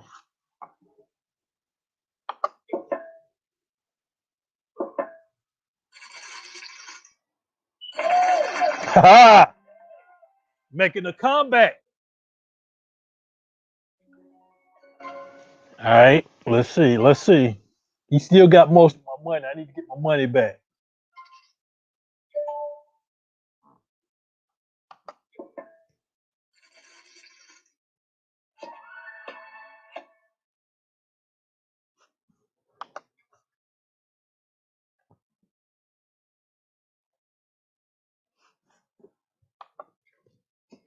Now, some of the ideas that I came up with, you can offer prizes to people that win. You can have tournaments.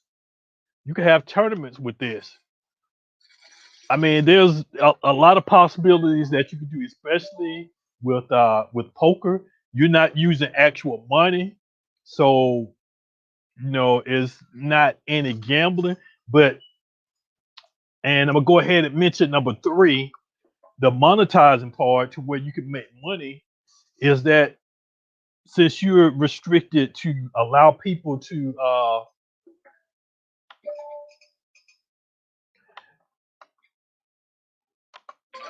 since you can allow people to come in and join only. Look at that, y'all. Look at that. About to get my money back. But anyway, like I was saying, you could monetize it. You lock the room, you make the announcement saying that you're gonna have an event or you create an invite or whatever Eventbrite to broadcast, that you're going to be doing it in a few days or whatever to give time people time to join or that they want to join or whatever. And all right, hold on. Let me focus on my hand.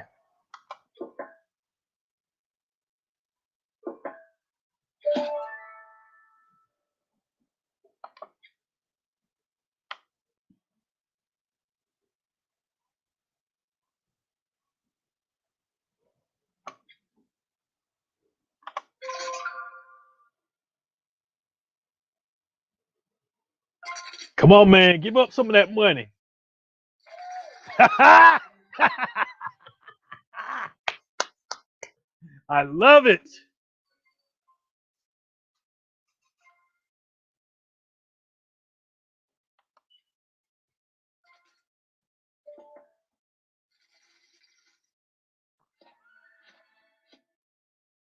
Hmm.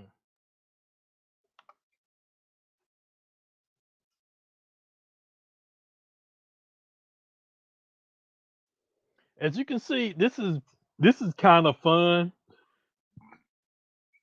The trivia and so forth.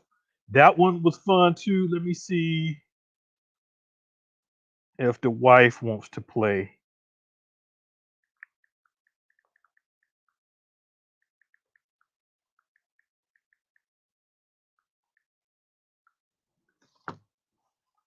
All right. Okay. So you're waiting on me.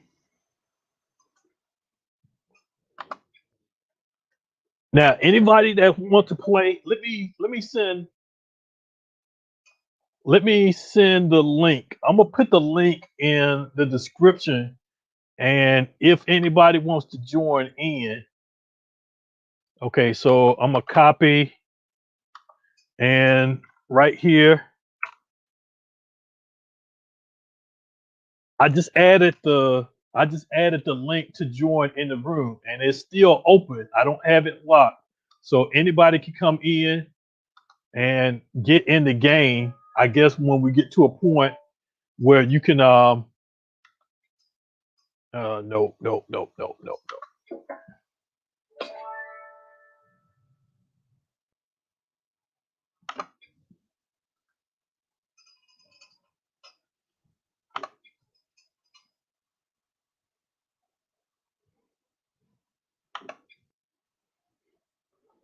Where you at, Eric? You better not be cheating.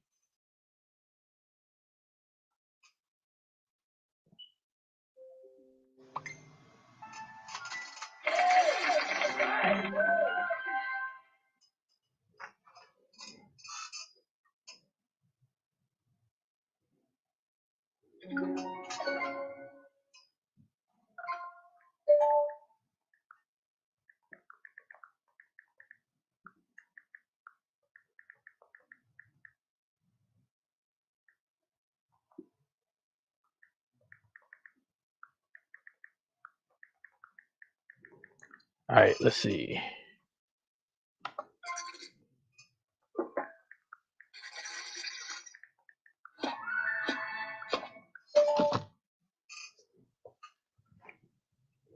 All right, so anybody that wants to join in the game, you can join in the game. If there's any questions, go ahead and put your questions into the comments. There's a lot of opportunities and ways that you can get in on this. This can be the new method of streaming. You now have the ability to where your Facebook friends can see you play your music, but then you also keeping them entertained in another direction as well. So I think the poker will be the most popular one, and I'm still winning. And like I said, I can create another room.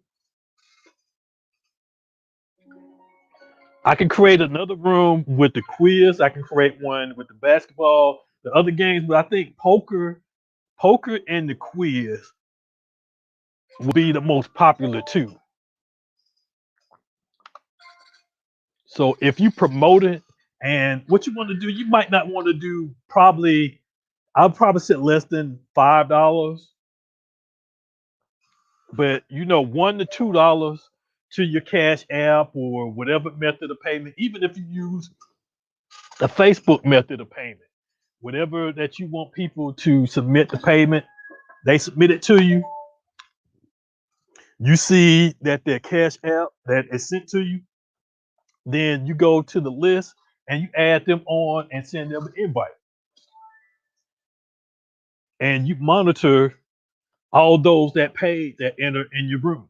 If they end up getting dropped out, then they may be able to get back in, or you let them back in when they request. Yeah.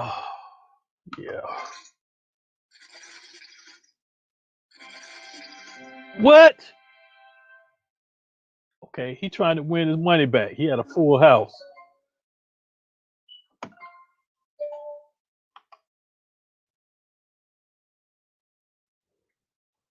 All right. Well, like I said, this is the window that you would see. This is what you would see on a computer.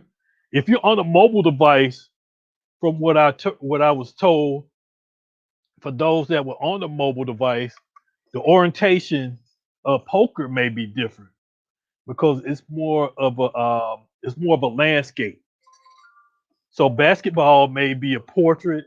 This one be a landscape. The quiz would be a portrait. Is a portrait type. Okay.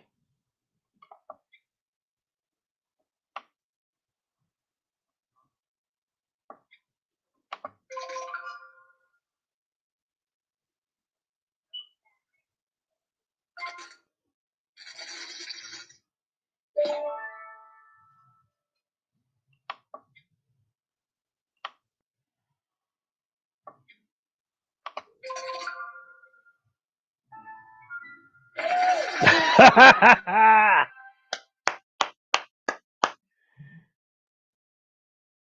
love it. I love it.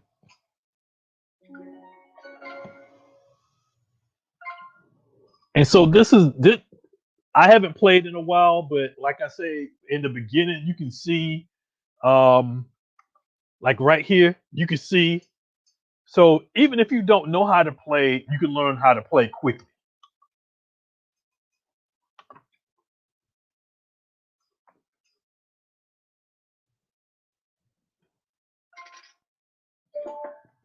So let me ask you this, Eric. What do you think of this concept? You think it'll work?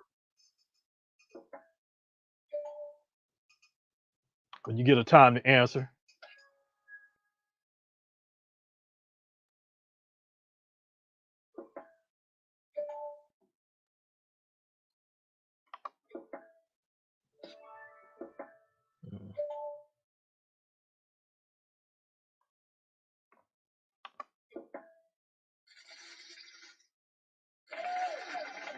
Okay, I got a pair on that one.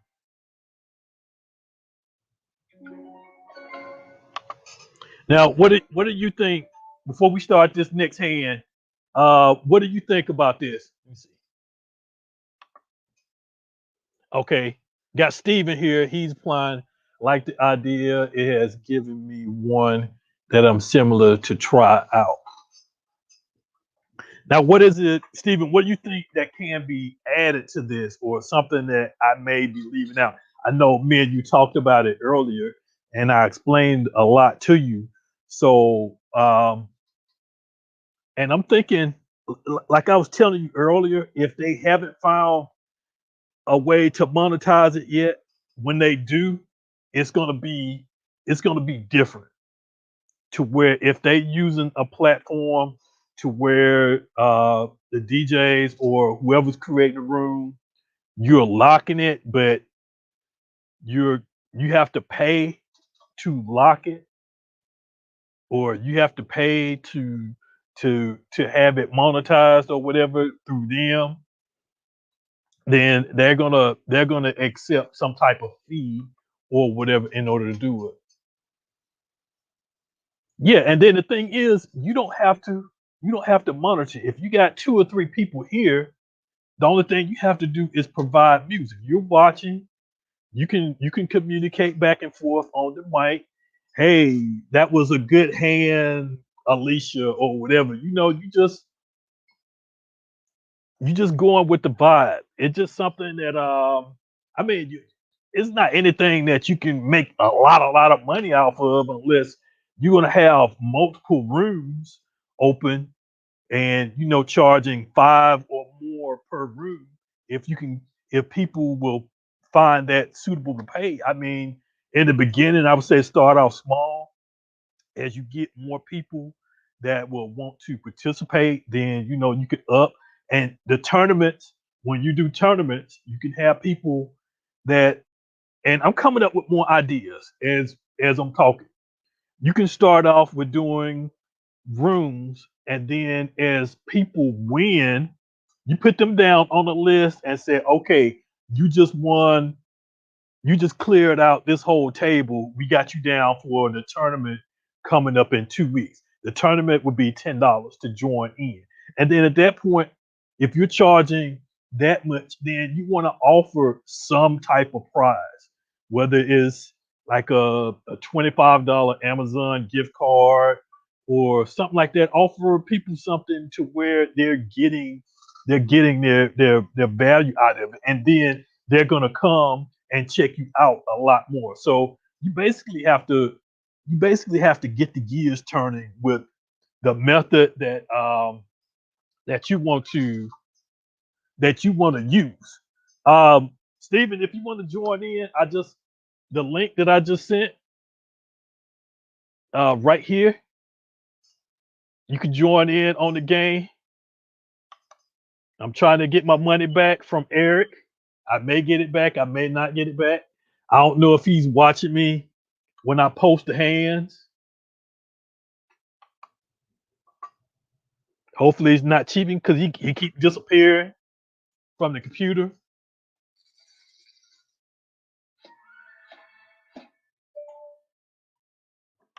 But now since I've understand the game, and like I said, with this game, if you're not familiar with it, it tells you what your winning hands can be. And then right here in the bar, it tells you what you have. The higher this bar is, the more chance you have to win. The less, you can fold or check or hold back because you don't know what the last card is going to be. And right now, I can either bet, check, or fold.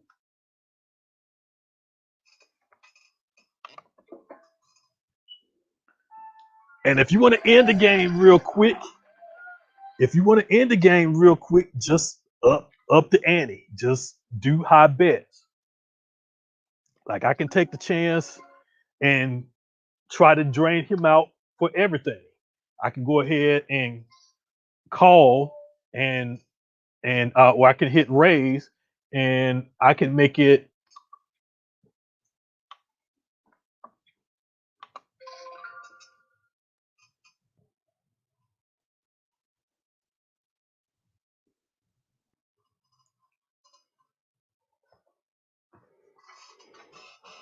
Yep, it's all about marketing. If you market it right,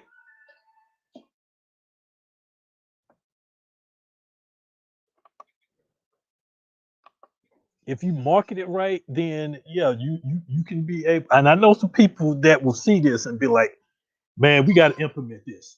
We got to implement this." And those are the ones that market their live shows and their sets already.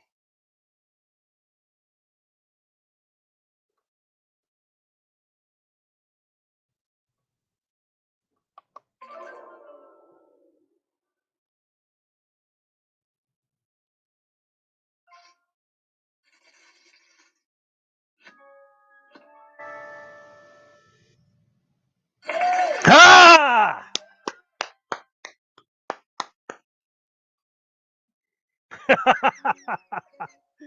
Thought you were gonna take me for a ride then, didn't you?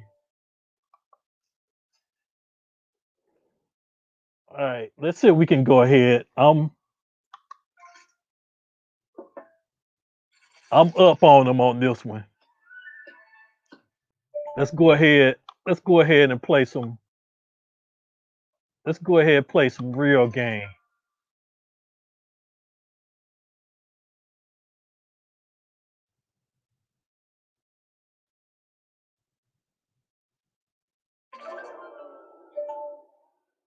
Okay.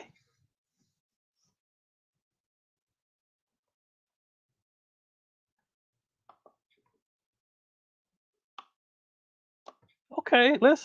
Yeah.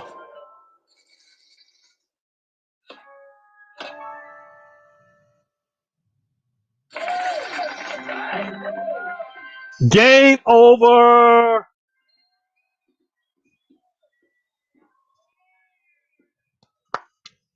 Thank you for playing. See, now that was fun. We can start another round. You can change it up, and that was just casual. Let's see what's the difference. This is we just and see what I just mentioned a while ago because this is my first time playing it, and I mentioned that you could do a tournament. They have a tournament mode. I don't know what it details. Let me click on the information button. Uh, okay, you're timed, and the casual, and this is this is probably what you want to do. Create multiple poker rooms, but each room has one of these. You have a different skill level for each person. You have a casual for those that are inexperienced players. And what's the casual? The casual, um, $10 is the maximum. Uh, what's that currency? Is that a dollar sign or that's an S? Okay, you don't have a timer. You don't have a blind timer, and then the amounts. And you can do the skill one, which I'm sure it ups it up a little bit.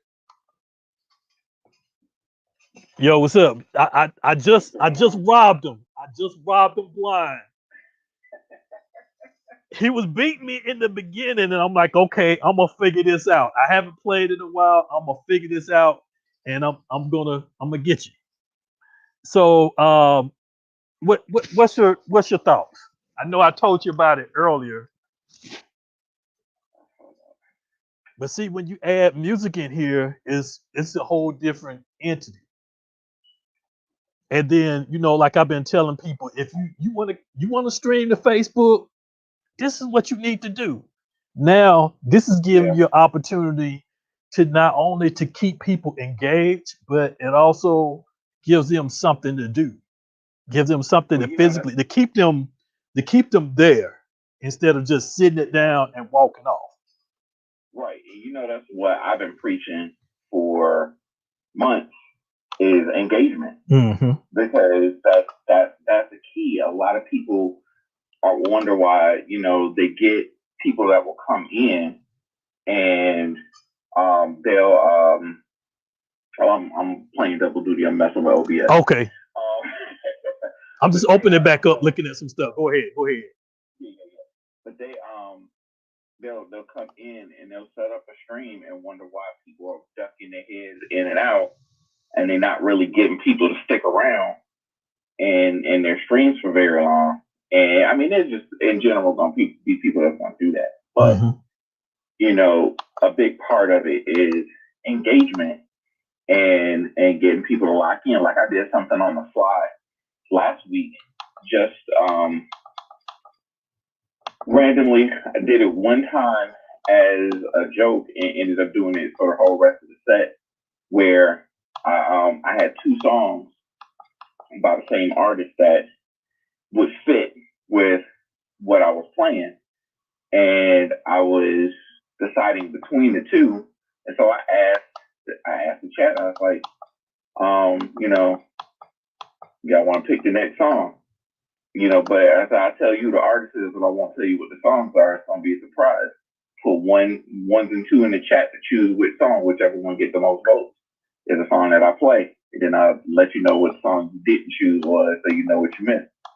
And that it kept them going, and the numbers went up, and the number of viewers we had during that stream versus them fluctuating up and down and up and down. It was more steady because there was more engagement that was going on. You know, so it's all about having some kind of interaction. So this right here is dope because, you know, it's interaction that you can focus on what you're doing as the DJ, and people can still, you know, if you're not that kind of person where you can multitask that easily, because that's us.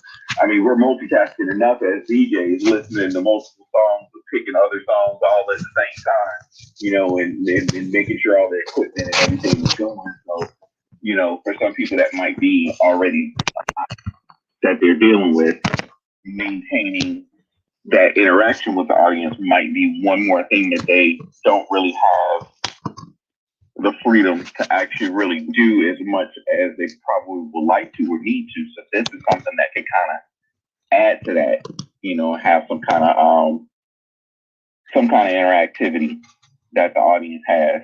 So that they have something else going on that keeps them entertained while that's going on. It's like, think about like when you go into a club, people are dancing, but they're also socializing with each other. When people go into these Zoom parties, you know, they can't really talk because the music is playing and it's loud and it's gonna overpower any of them talking, and they're probably all muted anyway. And you know, there's a chat that's in there, but I think a lot of people don't probably even know that there's a chat window inside of Zoom. So this is something where you can kind of have that balance where they still got some kind of interaction that they would have in a socializing type of aspect while they're still getting the party vibe going on. So, you know, I like it. It's definitely different. I didn't even know you could pull up the game within the room. So that's actually a really cool idea. Like I said, it's giving me some ideas for some other games outside of Facebook that can do some similar things. So I got to do some testing on that and see how well that will run while all the other visuals are going on and everything. But that could be another cool aspect that is in the same vein of what you got going on here. But yeah, I like it. I like it. Yeah, like this I'm curious one. to see how some people will utilize it, if they utilize it. You can tell them to use these rooms for who knows how long. Yeah, because you don't know how long it's gonna be up or until they change it. This one right here is the one that I guess you have to accept it real quick. Accept it real quick. Was like a trivia thing. Yeah. Okay.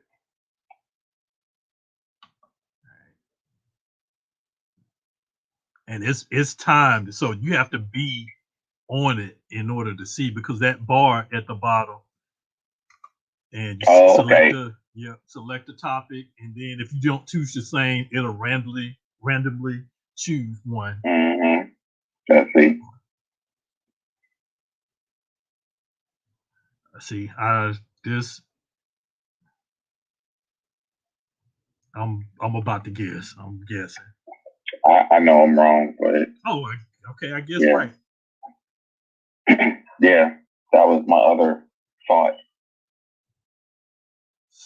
Never heard of them.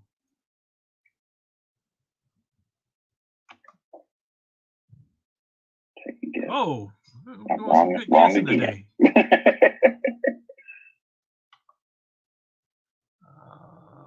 Oh, well, that's easy.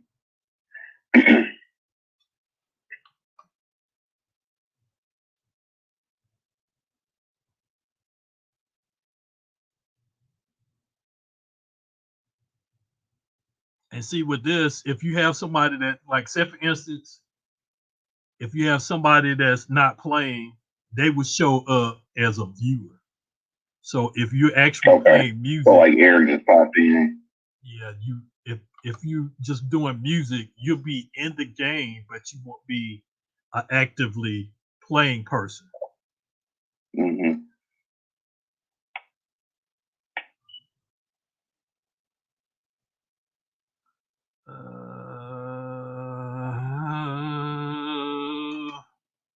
I should have picked that because that's Yeah, wrong. that's, Paul Ryan was gonna be my next one. I was trying to remember who it was. Yeah.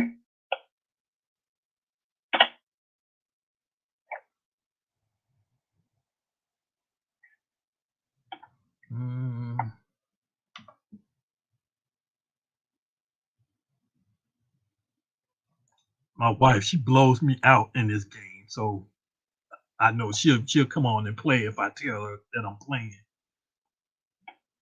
And see, with this right We should here, all know this one. you can have, and I'm for the guess because I'm not really paying attention. And you have to pay attention. So, say for instance, if you're playing music, either you or you can have somebody to read off the questions. Since you have to read the questions and then look at the answer, if you can have somebody to read the question, then you can focus on what the answers are. Right.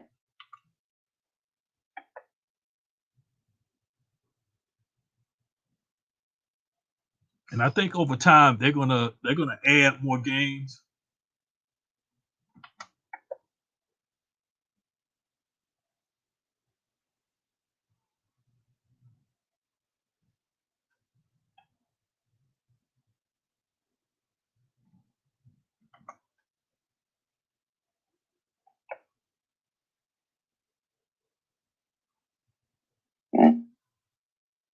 Yeah, some of these questions are difficult. They're hard. Mm-hmm.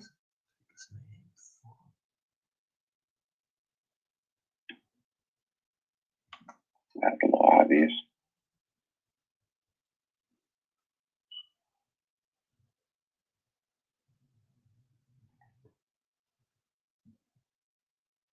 As long as Mrs. Ellis doesn't show up, I continue winning. She sucks me up. Even that youngest one blew me away with some of the stuff. I'm like, what? How did you? Are you just guessing?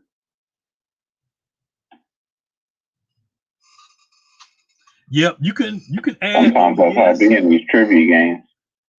What? Guessing.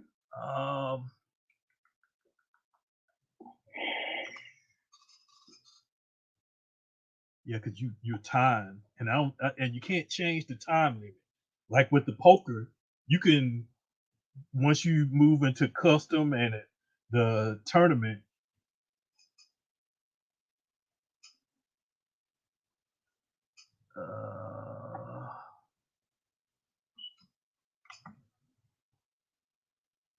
Yeah, I'm guessing.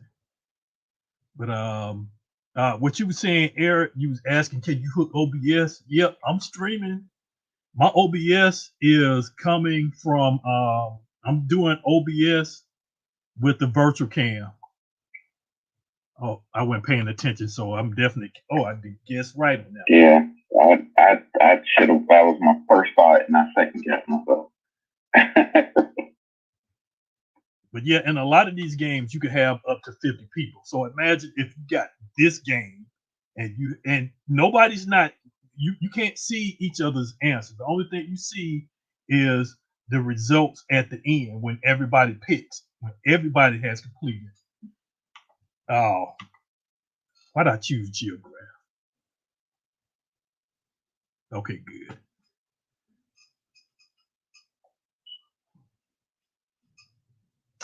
Yeah, I don't know this one. It came in out of nowhere and just blowing us up.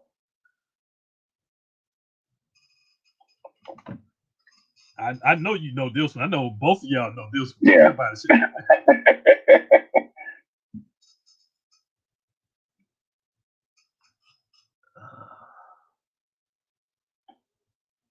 No.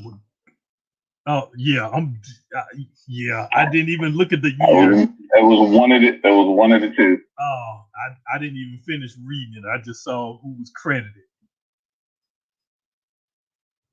So then, if you got like 50 people, this is one thing they're gonna see who's at the top, who's first place or whatever. And I don't know what the coins mean. I don't know if that's something that you could use somewhere else or if that just related to this game. And you could use that as for as for a prize that you can offer somebody. You can say the first person to get 500 gets a T-shirt or whatever product that you have that you're branding, and you can send that to them. It just you have to market stuff into it. If you market more stuff into it, then you can get people to participate. Right. So, like I said, this was the first game we started playing. We played this Friday, and then after we finished playing, I'm like, man, you can do a game, and then you can stream music at the same time. So this will pull people more to it than what I've been saying. Hey, you can get people to your Facebook fans to listen to you on rooms, but you only limited to 50 people. Now you can do that same thing, but you can keep them engaged and in the Keep those 50 people in there. Yeah, keep them active. They won't sit the phone down and walk off and say, I'll be back in a minute. They're going to be on it, trying to answer the question or trying to win that hand back or whatever. It's going to be something a little bit more engaging. So this is I think this could be the new thing for streaming. And I don't know, me and somebody was talking about this on when was it? I think it was Sunday or Monday or whenever, about that you can do this on Zoom. And I'm like, how would you be able to do it? And he mentioned that you can do screen sharing. Now, if you're doing screen sharing, then you controlling everything. The other person is not able to engage and to make their own opinion or their own choice. This right here, everybody's choice is independently their own. So with the answer that Eric chooses, what you choose is different. And the thing is, you don't see what anybody chooses. The only way you can see is, if you're looking at me screen sharing from StreamYard.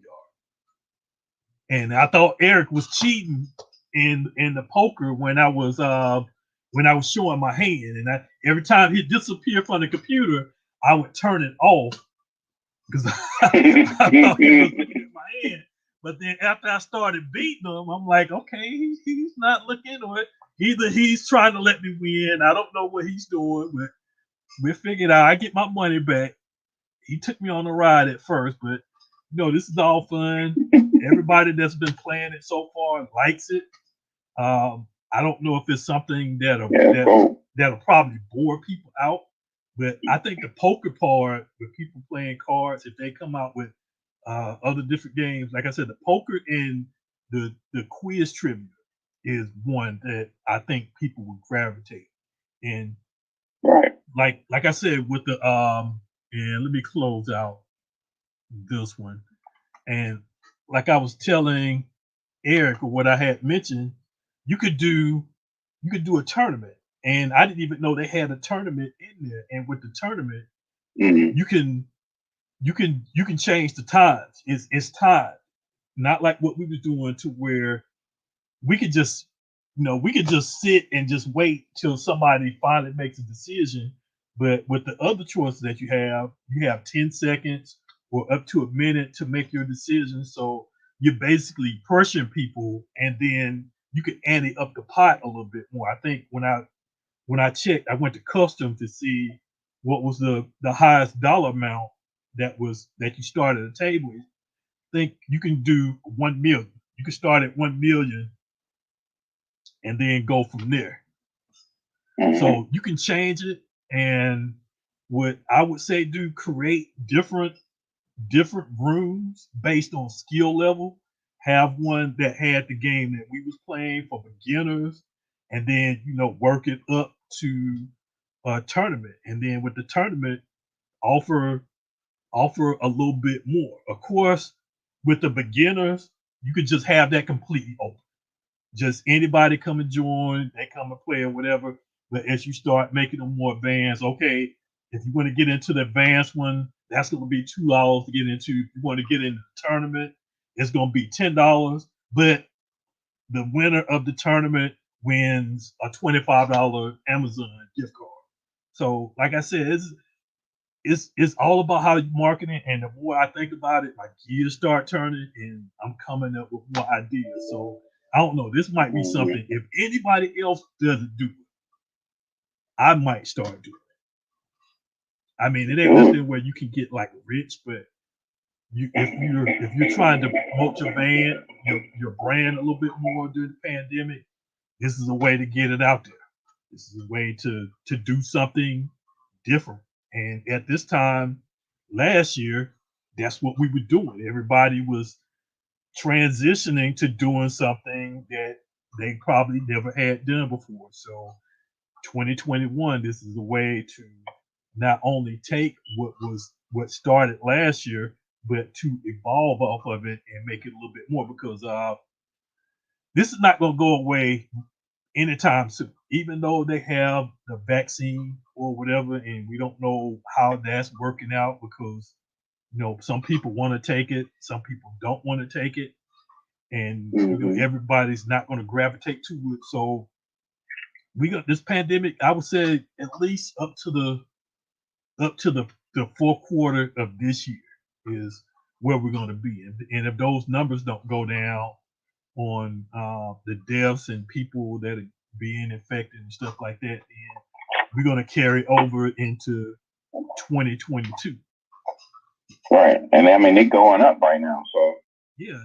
And is it, well, I guess we still could be in that holiday rush, because people are now just now getting back home from, if they did take a trip over the holiday, they're just getting back, and they're getting back, infecting the people that they had just left.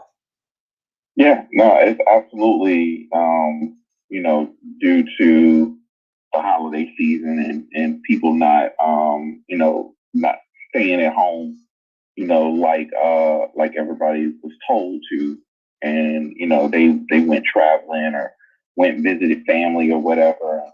I mean, everybody might feel like they're being careful, but it's invisible. You can't see it, so you never know. So, people are getting it. I got a family member that they decided to, family by marriage. They ended up, a bunch of them on their side went and rented out like a cabin or something. And they was there for a weekend, and they claimed that they all got tests before they went, and everybody was negative. And then they went, had their little weekend, and then sometime in like the next week, one of them passed out while they was at home. Took her to the hospital. She tested positive. Then a rest of them went and got tests, and majority of them tested positive. And a couple of them ended up in the hospital, all because they just couldn't stay at home. They just had to congregate, So, and this was before the holidays, so people were doing it during the holidays. So, yeah, it's gonna be. And then we just had 3 major holidays back to back.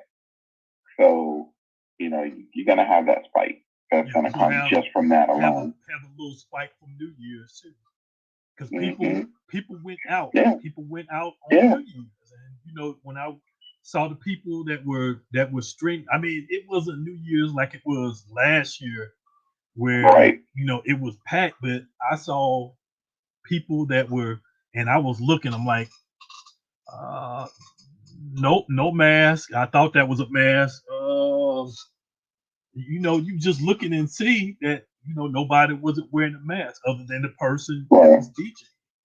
But I mean, with that many people, but you saw it in the zone. There was a bunch of people talking about the sets that they played on New Year's and the places they played at. People was out. It wasn't the smartest thing to do, but people did what they did. So now, there's circumstances that come from that. So, but to your point that got us on this subject, it's not going away. This whole streaming thing it came about the way that it is because of the pandemic, but it existed to some extent before that. Like I told you when we first met, I've been doing this since 2002. there in some form or another. It's now more popular and widespread. So now you're looking at it from another standpoint, and it's not going to go away even when all the clubs and restaurants and so forth open back up and people are playing out regular. There's going to be people that are going to stop streaming, but it's not going to be in its entirety.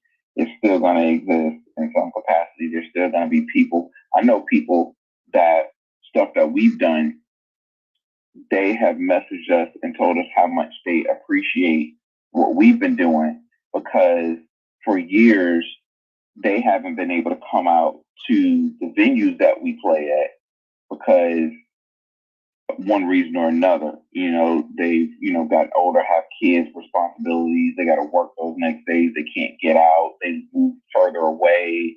Different circumstances keep them from being able to come out. Now they can go online, they can go into the stream, and they can participate, and they can connect with everybody. And, it's the next best thing for them, and they appreciate that. So it's not going away. It's not going to go away. And there's going to be people that are going to desire it.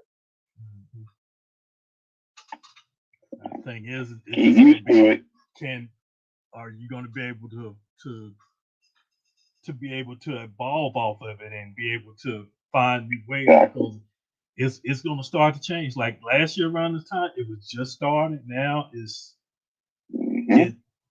has started. You got those that came in it, they couldn't handle it. They went in, pushed themselves to the limit, and just got tired of it and dropped out.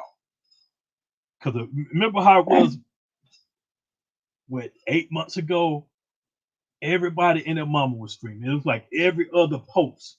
And I know one of the other groups that I admin, the Serato Nation group, there's a different group for the stream. So if you put any streams on the group, we just take them down and say, okay, if you want to stream your music, go here. We want to leave the group open for people that may be having issues. They have Serato issues, or just stuff DJ related. We want to see, video, help my Serato not working, video. And so I would go in, and I went, and at first, before the pandemic started and people were streaming, I would say, okay, I would put them on a week, a day, or whatever. There was some people that just got carried away, and okay, got somebody else trying to go. Okay, Derek, what's up, man? Late to the party, but you're here. But anyway, like I was saying, I just had to get people out, and now it's not even that much now. I mean, I can go in it now, and it's been probably about a month, but I may end up removing probably six posts, and I'm for sure a majority of them is the same person. Well, you got a lot of that is twofold. One, you regulating on it, but then you also got a lot of people that, despite our best efforts to clear the situation, read that fake news post from Digital DJ Tips saying that they was locking it down. And so they finally did what we were telling them for months to do, and went and got on Twitch. So now you got a lot fewer people that are trying to stream on Facebook than there were before, or some people just stopped trying altogether with live streaming. So some jump ship to a better platform, and some stopped. Some are just going to keep going. So you got it's that balance of things kind of leveled out. So people are talking about, I don't see a lot of people trying to live stream no more. That's because you're looking for people to live stream on Facebook.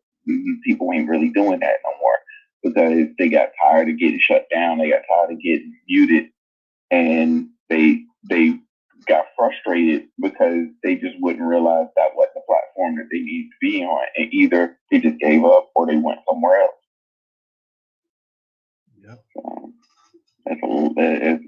it's a lot of levels to what's happening with streaming, but I think the core of it is most people figured out there was a better way, a better place to be.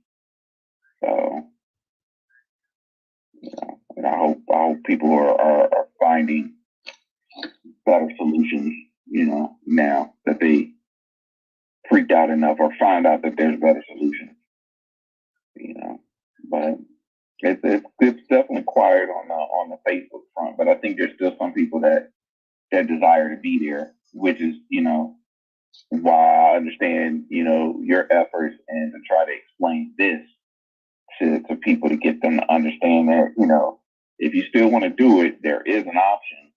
You just gotta, maybe put in a little bit of effort, behind a little more legwork behind it. And honestly, I think this would be better because the thing that I've always griped about with Facebook streaming is when you come across that stream, you might stop and watch it for a second, and then you keep scrolling past it. You don't really stay in the stream a lot of times. Whereas this, you're going into the room, it's the destination. 9 times out of 10, they're gonna go in there and they're gonna stay. And especially with the games, you got something that keep them engaged and keep them, having a reason to stay in the room because they're occupied. So it could work, beneficially in a couple of ways to do the room aside from the whole thing of not getting shut down, when you do it. So there's a lot of perks to it I can think of. I'm gonna introduce it to a couple celebrities. I might push it across to Jazzy Jeff, and see if it's something that he might implement. I mean, because they actually just been doing something like that with Zoom. They been doing like I think like Friday or Saturday night parties, and they they stream it, on all the platforms that he always on: Twitch, YouTube, Instagram, Facebook, and on his app. But what he does is he sells tickets to the Zoom room, and I think you get like a T-shirt and some other stuff, and then you get access to the Zoom room, and then the Zoom room gets actually shown on the screen, so that you actually feel like you're a part of the stream, you're part of a party, and they'll show different people, randomly throughout the stream, and people be dancing and everything. It's an interesting concept, but he's been doing it for a couple months now, I think, and it seems to be working. So you might be up for it. It's right up there with what he's already trying to do. It's a few thousand, maybe, with his daily, and I'm surprised he's the only one that does. He used to do it I think he used to just do it like Saturdays, but now he's doing like daily around noon, and then his the lunch break, the magnificent lunch break. I think it's on Wednesdays. Is it? I thought I received something like every day. No, I think it pops back up in my feed every day though. But I know he's on Wednesdays. He might do Monday also. I think he was doing every other day at one. I think he was doing every day at one point, and then he scaled back to like every other day.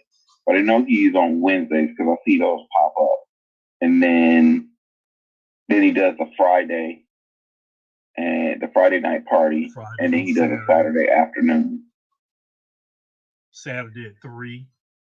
That was the one. That's when I started watching him get Saturday at 3. Yeah, so he's got a schedule, which is important. You need to have a schedule. Gotta keep it consistent. Even during the holiday, when y'all thought, well, Jeff ain't gonna do one for Christmas, or he's not gonna do one for Thanksgiving. Did you see the one he did at the table with he had a controller? Mm-hmm. Yeah, the little controller at the kitchen table. Yeah. Sitting at the dining table was behind him, he was at another little small table and he was doing a set. So Yeah. He got Yeah, to I be think that was behind those Thanksgiving reins, because he 12. he did do a Christmas set. Yeah.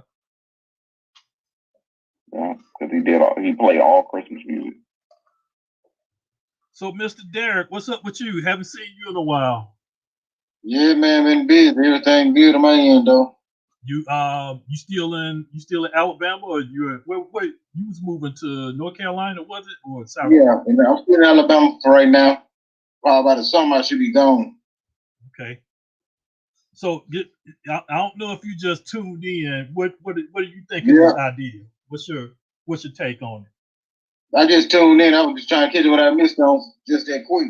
Okay, real quick. This is Message Rooms that I've been broadcasting for like months.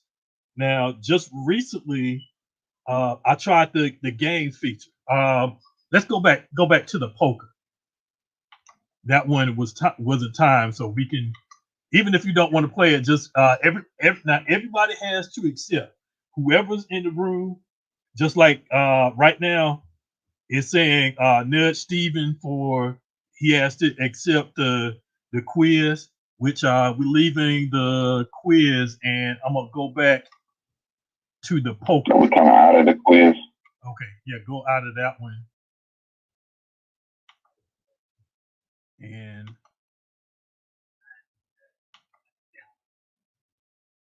all right, there you got to go out of the quiz. Everybody has to accept to the How do you term. get out? So that's what I'm saying. Whenever there we go. Whenever you create a room, and right now, I'm in front of I got my 12s. I can flip my laptop up and I can start playing music. Anybody that's here, you can keep it entertained. The games is a bonus. The games is a bonus to where if somebody is on their phone, and it'll only work on Android devices, either Android devices or if you're on a computer. It won't work with iPhones if you're on the game. iPhones and iPads, you can't do it. Well, at least for right now. So in order to stream live, which I did earlier, I streamed live to announce that I opened up a room for poker for people to come in and join and play. And that went to my timeline. Now, if I played music at that point, then I go into the copyright infringement. I get the algorithm and whatever, I get flag muted or whatever.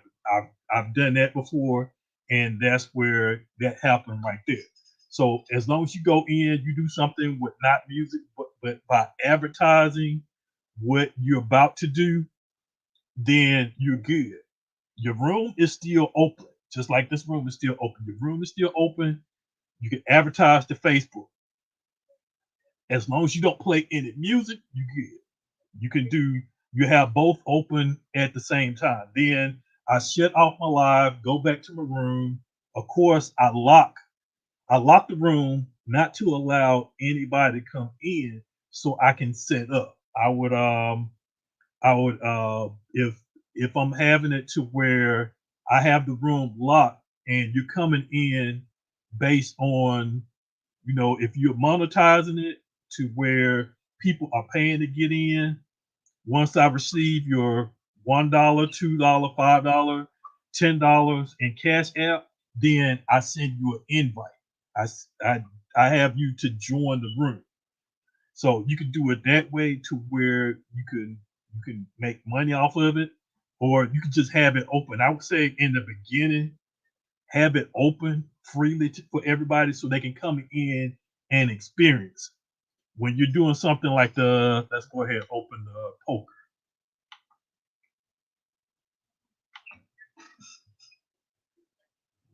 All right, so when you do the poker, and I found this out, me and Eric played the casual, which there was no time limit. You started off, I think, with like $10 or $15 to start, but then there's other ones, and I would create a room for each one of these. Create a room and open one that has a casual for beginners, for people that's first time playing, and just have that one open in general. Don't lock it. Don't have it based on invite. Just have it so people can freely come in. But then you're also in the room and you're providing music, you're providing that extra entertainment. Then open up another room and have it for the skilled people. The skilled is timed. You have 30 seconds, and the money amount is a little bit more. And then you could do one for a tournament. The tournament you could do maybe at amount of $5 to $10 per person, and then offer something at the end. Now, if you're doing $5 to $10 and you got 10 people, and you give away a $25 Amazon card, then you still made off with something. If you offer somebody something to where they're getting a little bit more for participating or whatever, then that's that's how you're going to get more people in the room. You're going to get more people to participate. You're going to get more people to check out your streams. You're going to get more people to listen to your set. You're basically marketing your way in a different method. And that's why I would say just have those three different rooms. The last one is custom, which you can change it however you want to. I think the highest amount that you could start with was like 1 million. Let's see. Yep, that's 1 million right there. You could do the time limits. You can change it. The blind amounts. So I mean, you could do whatever, and then you could change the colors of the table. 3 different colors. You can change the cards. So you can customize each room however you want to, and then you monitor each one, and you also stream. If you're using OBS for each one, you turn on your virtual cam. If you have the newest virtual version of OBS 26, if you turn on your virtual cam, it will take your video and put it in all 3 streams, your audio in all 3 streams if you have it set up. And then if you have like multiple cams, you can switch back and forth or whatever. There's a lot of different stuff. You can have the scrolling bar across the bottom of the screen that has your cash app. Uh, there's so much that my mind is just overloaded with ideas. And that's why I just did this today, because I'm gonna put it out there and I'm gonna play with it and I'm gonna try it for about a couple days. I want to get my OBS. I got new toys, y'all. I went and picked up a HDMI video capture card from Fry's a few weeks ago, and then I don't know if y'all saw, they had these cables right here that work with your action cams, your GoPros and stuff like that. I got one right here that's overhead. I got this one. I don't know where I'm gonna put it, but these cables fit in here to where I can do HDMI. And I said, well, let me get a HDMI capture card for each camera, so it'll be like a direct HDMI quality footage. And each capture that I got is a 1080 at 30p. And these were only like $6 a piece from Amazon, and I ordered like 4 of them. And the reason that I ordered different ones, because the one that I have now is like a USB drive. It's large and bulky like a USB drive where the HDMI plugs into the end and then the USB. But the thing is, if I stick this in like a laptop or in a port that has port beside it, it's so big and bulky, I can't stick anything in the adjacent ports. So if I had several of them, or even if I had a flash drive, I couldn't stick it in the next port. So I'm like, okay, I'm not going to use that one. I'm going to order different one. So this one, I went and looked and I found one that has like a dongle on it. So when I plug it into the USB port, it's not directly against the port. It's like hanging off from the side. Then I can plug my let me take it out the bag. I can plug my HDMI into the other end. I don't know if y'all can see that right there. And plug my USB into there, and then I'm good. So here is a cable like this, but this one is a shorter one. So I plug my HDMI into there like that, plug my USB, and then the other end into my camera. So now I have a USB cam that's at 1080 30 frames, which is good enough for OBS, anything else. The camera that you're watching me from now is a Sony camcorder, and it's similar to this one. This is an older one, but I can also, this one does 1080 as well, but it uses a different HDMI. The HDMI on this one is an HDMI mini, which is a little bit wider. So I have a HDMI capture for it as well. So this one is going to be for this one. For the one I got right there that I'm using right now, I'm gonna swap it out with one of these, and this one is gonna go for the overhead, and then the one that I have open goes with this cam. So I got 4 different cams. All I just need is 4 different USB ports, or I might be able to get it to work through a 3.0 hub. So that's one. I thought I was gonna have time to do it today, but I didn't have time to hook it up. But next video I'm doing, I'm gonna have 4 different cameras, whether I use them all or not. All right, let's go ahead and we're gonna do a casual. If anybody wants to play. Now, the thing is, everybody doesn't have to play. If you don't play, then you show up as a viewer.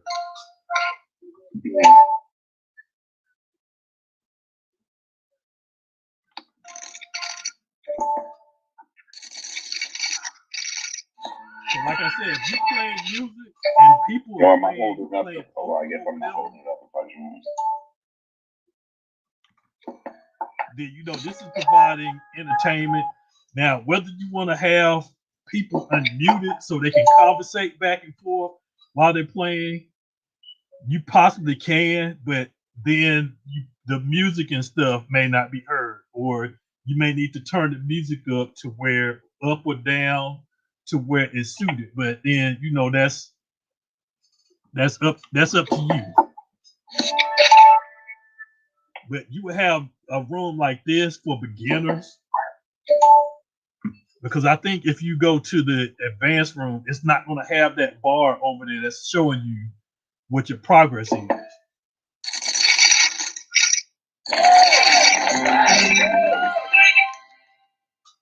And see, like, I think if we move to tournament or the more advanced, I'm probably going to start losing. I'm on the winning because it's basically telling me what I need to go with.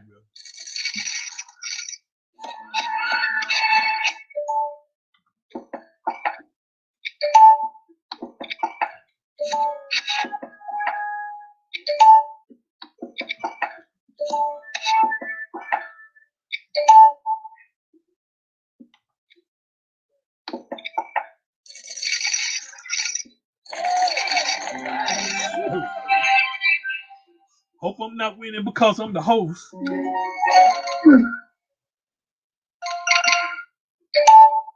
Now, Steven, do you see both of us playing in the game? Yeah, I see both. Well, Okay. no, I can't see either one of y'all hand, but I see what's going on. Okay, you see after it's being played. Yeah. Okay, because I don't know exactly when we do the quiz if you're just viewing exactly what you see or any of the other games. See, I'm finna push you now.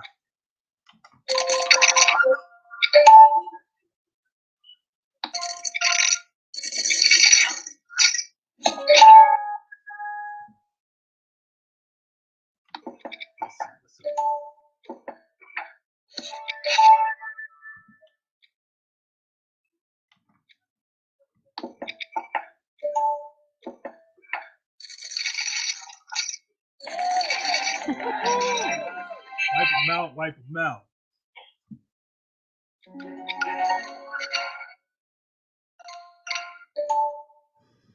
And see if you change it to custom, and even with custom, if you go from like the $10 or $20 amount, whatever the maximum that you give, and move it up to a few thousand, then that's gonna be a game that's gonna last for like hours, depending on how you play. So I don't know what you would do if you're just doing an hour, 2 hour set, and you still have people that want to play, that want to finish the game, and they're not finished. You may just want to leave it open and let them finish and call it a night for you, or whatever.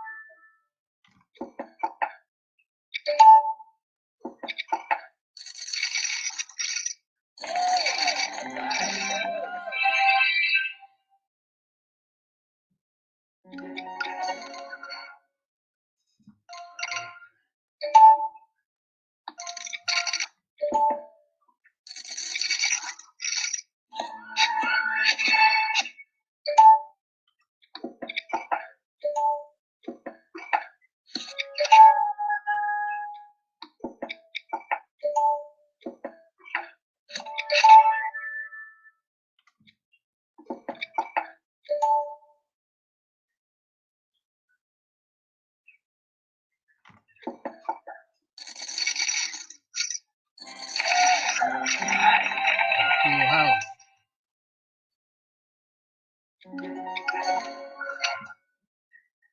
So a game like this with a small amount, it'll probably end within an hour.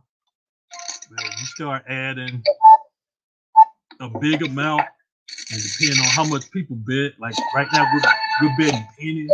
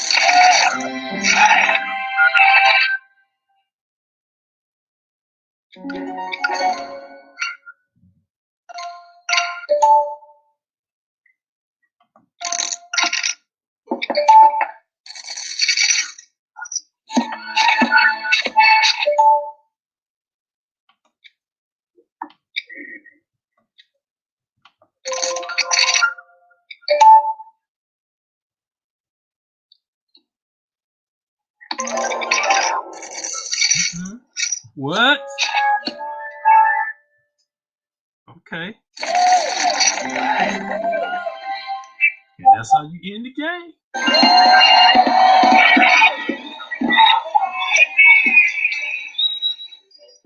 Now, I leave this game and I go and play against my wife. I'm sure I'm probably gonna lose. Isn't that the way? But I'm not gonna let it go like that. I'll have to win at least one. But usually she beats me out. So real quick before we end it, because I think I'm done. I mean, I've added enough, and plus, I've said even more than I actually thought about since I've encountered this. So, I mean, I've came up with more ideas, and now since I'm seeing that, that you can create 3 different poker rooms. I mean, you may want to create, depending on how big of demand, you could do 2 casual rooms and a skilled room and call it advanced and have a tournament room and maybe So you do could have the casual for so with the free. multiple rooms though, would you be able to actually be in all of those rooms simultaneously? That's what. And let me try that. Let me try that. I'm about to try that. Let me move this out the way. Because I mean, if part of the draw is the DJ being in there, and this is kind of a side thing, but there's multiple rooms, I would think that you can only be in one at a time or something like that. That it wouldn't let you do that, but it might. I'm gonna call this poker room 2.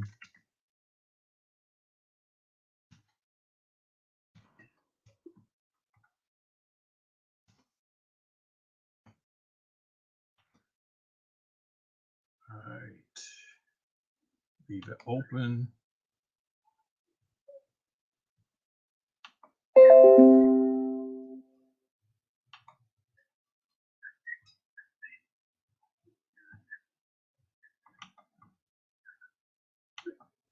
Yep, I got 2 rooms open. If you look on the StreamYard, I'm in the room. It's just since unless somebody join, I can't do a game unless there's somebody else. And then this is the room that we have open. So yeah. And then if let me go to the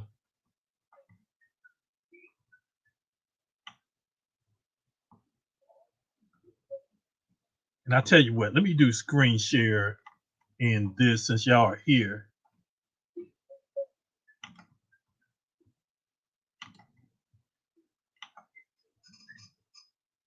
All right, so what you're seeing is screen share. This is where we at right now. I'm gonna slide this out the way. And there's the new room. This is the new room, and it I didn't even have to make any adjustment. And I'm already there.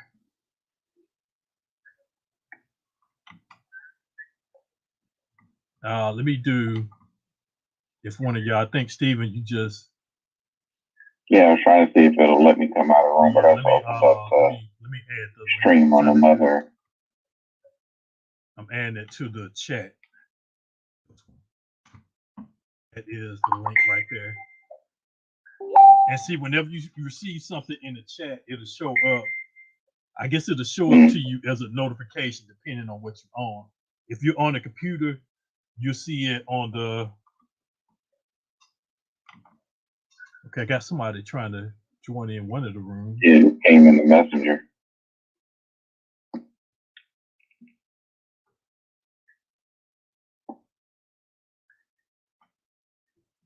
So yeah, you can create multiple rooms. The thing is, you would have to monitor. You would need to be able to monitor, so you would need to size your screen. And let's see, how can I size it small enough?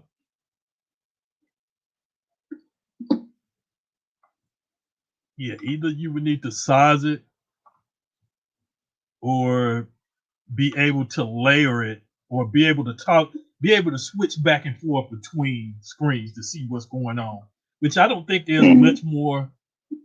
I would probably say the most, once you get the room created, lock it at first, do whatever you need to do inside of it. Like you may have to, of course, you're going to have to get one person in to start the game, because I think that's going to be the thing.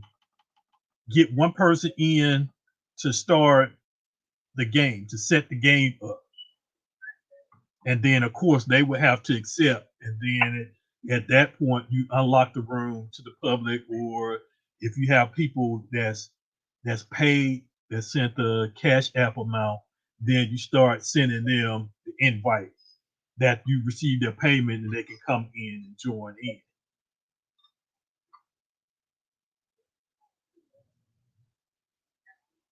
Mm. So what would be a good source of payment besides maybe cash? If there's like a credit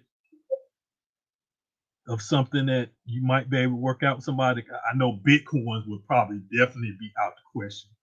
I don't think nobody would give up a Bitcoin to get Yeah. in. I mean, I guess it depends on your audience or what options you could actually have set up. I mean, I guess for buyer protection, PayPal is one of the best, but if everybody is cool with everybody and it's on the up and up, then Cash App, I guess, could work too.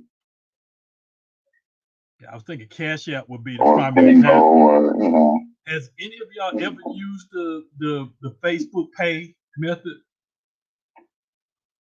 Somebody tried to send me something with that before, but I didn't have it set up, so we just ended up doing it a different way. But I've never actually completed a whole payment through it. Because that's what I'm thinking that they might use in the future. They might have it set up that way to where the payment is made in app or made in the domain. That makes sense since it is actually Facebook. Now, as you can see here, you can see the two rooms that are open. I don't know if you can see that. You should, because I think I screen shared it. You see, there's a room, Mm-hmm. a poker room, Oh, two, yeah. and then the ATL, and also on the poker room number 1, you see how many people are in the room. So if you have a room open and says like 49 people, then that last person that sees that, like, oh, I need to hurry up and get in there, or I'm not going to be able to get in, the room is going to be full. So you can also see how many people are joining in. Mm-hmm.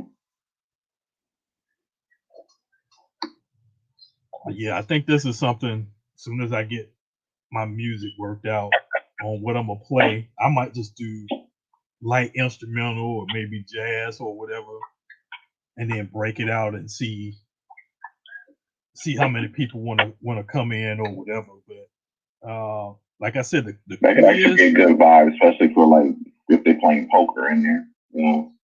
Yeah, the poker is the one I think a lot of people are gonna come in. If they did like spades, man, spades. Oh, did you ever get the Uno, the black Uno? You know what? I need to check the tracking on it. Let me look and see what it says. Last I looked, they had some shipping delays because you know how everything was running over the holidays.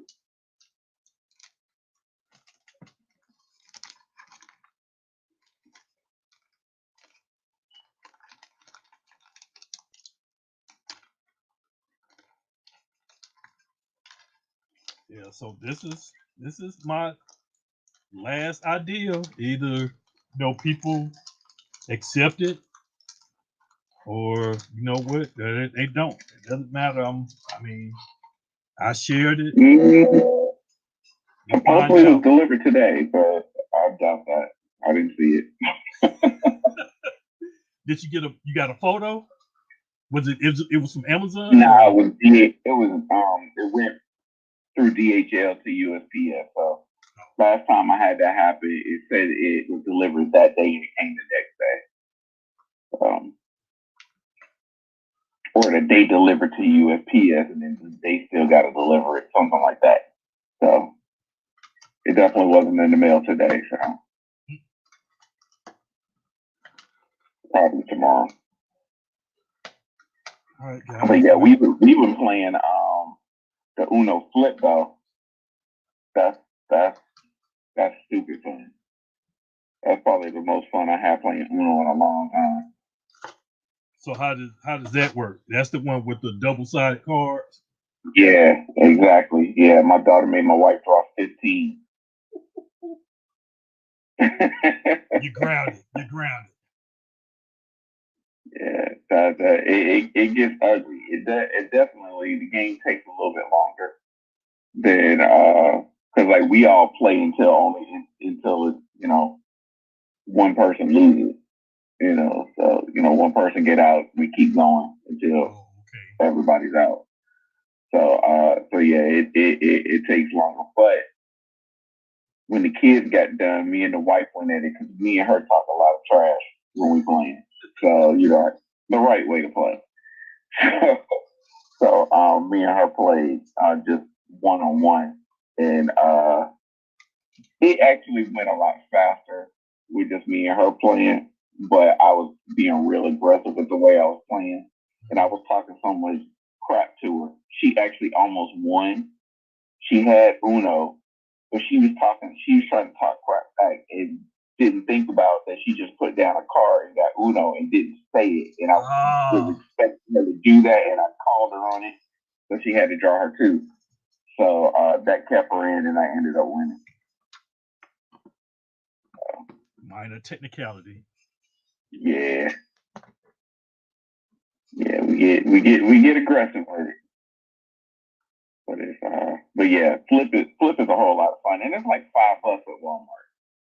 So it's it was definitely worth what it more than what it cost. Actually, I think they definitely could have charged more for it. So, we'll see how this Black Uno holds up against it. I think the trivia questions that has might be the benefit it has over the other ones. Gotcha. Yeah, I've been sitting here messing with OBS. We figured out earlier today that you can add filters on the scenes too, not just the sources. I never actually even tried to do that. Oh yeah. And Yeah. just realized you could do it. You could add like well, the only thing I know you can add audio filters. That's probably the only ones that I would think to add audio filters to where No, you you have can the add, same. add on the scenes themselves. You add effects filters, not on the sources. Because in order to do an audio effect, you have to apply that to an audio source. But on any kind of photo or video, you use the effects filters. But the scenes can have effects filters on them too. And so what we realized you could do, because you can import a scene as a source. But so like say for example, you want to have an effect on your camera in one scene, but you don't want that effect on the camera in another scene. Okay. You can't add the camera as a source twice in two different scenes. And if you add the effect in on one scene, it's going to be on the next one because you added it to that source. Okay. So it doesn't matter how many scenes you put it in, it's still the same source. So what we just figured out the way around that is create a scene, put the camera in there as a source, put the effect on the scene, and then take that scene and add it to another scene with all your other stuff in it. And then you can have a clean camera in one and a filtered camera in another one. That makes sense? It was a lot, but I'm in it right now. We were doing that earlier when we were talking back and forth about it, and it gets confusing with all the scene sources going back and forth. Yeah. It's something that's easier to show than it is to explain. So one of these days I'll make a video on it probably. Trying to add this camera right here since I got that stick out. I'm trying to see if it'll, because I haven't tested this capture device yet. So let's see what it shows up as.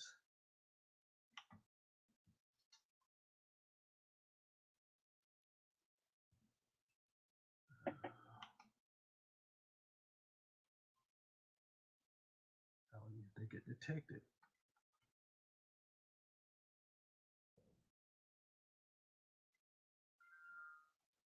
Plug in.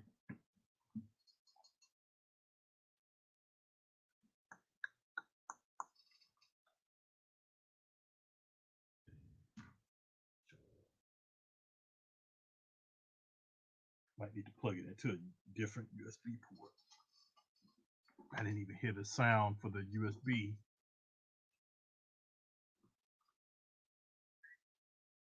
I need to plug into a different port.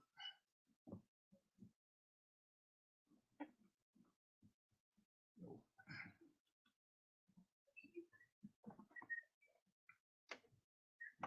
Let me upload this. So how was your guys' holiday? Not bad. Not bad. Can't complain. How about yourself? Kids spoiled as usual. Probably got everything they wanted and then some. Still haven't found any PS5s or Xbox. What do you want? Xbox S. Oh yeah, you're not gonna find that for a minute. We found the S, then I found out, oh well, that's not the one I want. I want the X. I'm like, boy, you better take this thing. So it's still sitting under the tree. I was telling my nephew yesterday, and honestly, ain't even no real point in buying either one of them right now. And this is coming from somebody who buys all the consoles from all generations, and it's just going to everything that you can play on the PS5 and the Series X and S right now, you can play on the previous generation. Yep. There's really not no point in going to the next one just yet. Or I'll put it this way: there's no point in trying to stress yourself into finding a new system right now because there's nothing that you can't play anyway. Yep, like what is it? I guess the game Spider-Man, Miles Morales. Yeah, play that's that on PS4 too. I mean, that's probably the only game that I want to get right now. So you don't need to. Okay, there we go. They're breaking their neck trying to get it. Yep. Charge it went up to 1,500. Yeah, nah, people tripping with that. Too much. Oh, looks like we got election results in. But one of them, Warnock won. It's completed. It's complete. It's final. The world, it's at the point where they're projecting it.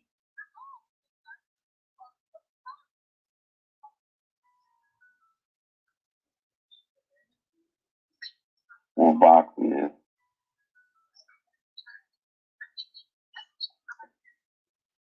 Glad it's over. It's just too early. I'm not trusting this. It's still too early because they still got a little over 20 precincts still haven't reported, and it's still really close. Like about 49, 48%. Yeah, Warnock's got 50.41. Loeffler's got 49.59. And then right now, Purdue's got 50.01. And Alpha's got 49.99. So it's just like point different.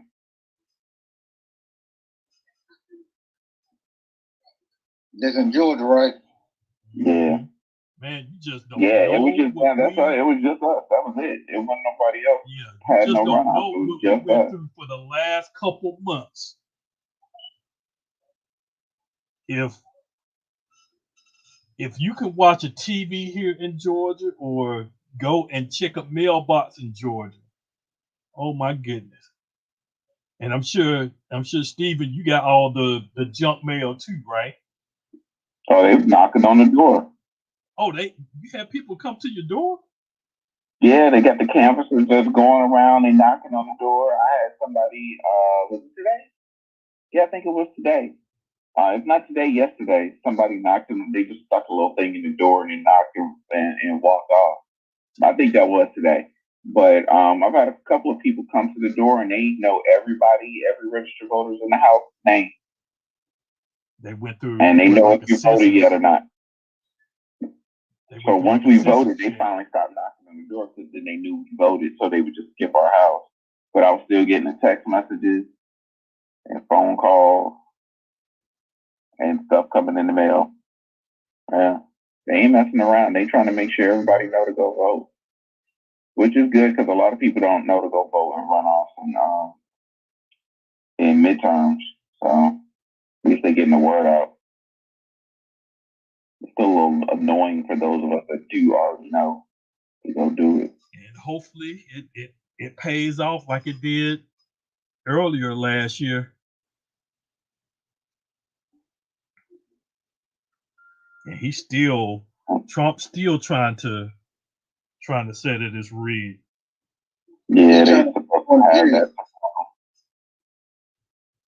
I think after probably Thanksgiving, he just been falling off. I haven't really been hearing a lot from him, other than he's playing golf or whatever. Everybody, his whole team, everybody is turning against him. Yeah, because he's psychotic. He's insane. Did you hear the call from the other day? That was crazy. That was just he called the Georgia Secretary of State and basically asked him to find. He actually specifically said, "I just need you to find 11,780 votes." What? He lost Georgia by 11,779 votes. He literally asked him to find enough votes so that he could win by one. Like they just gonna come out of nowhere. Wow. You're gonna find them, huh? Yeah. And then he started asking him about all these conspiracy theories that he keep hearing about all these things happening to the voting machines and people did this, that, and the third. And they were like, nope, that didn't happen. No, we investigated that. That didn't happen. No, that's not even a real thing. It was crazy. They just played like excerpts in a few places, but it was like an hour-long call. And he literally asked them to rig the election in an hour-long call that was recorded. That's insane. Like, you can't make this stuff up. And then they've that means trying to get caught for his family. And then did you hear about the New Year's Eve party or the party where he had it was I think it was 1,000 a plate or whatever, and he didn't show. He left. He left the day of, and the everybody that was there expecting to see him and the first lady, they got to see Judy, whatever the his attorney name, Rudy. I don't know why I said Judy. Rudy and his two boys. That's who was there. And then Vanilla Ice performed, and I think it was somebody else. And that was I would be pissed. What? Vanilla Ice performed? Vanilla Ice performed. This was at this was in Florida. You can't make this stuff up. Mar-a-Lago, I think. You cannot make this stuff up. And so he decided he didn't want to go to his own New Year's Eve party. Left and went back to Washington. I'm like, dang, he really trying to dig a hole. And I thought at first that he was gonna. They're supposed to go over to the Senate tomorrow for them to to vote on it. So should be interesting to see how that plays out. Because supposedly a bunch of Republicans are supposed to be voting to try to overturn, but they ain't really got enough votes to actually do it. Thought his plan was going to be to run again in 2024, but the way he messing up now, before he even get out of office, that's not going to be possible. Still may try it though, but not going to be possible. Mm-hmm. Nope.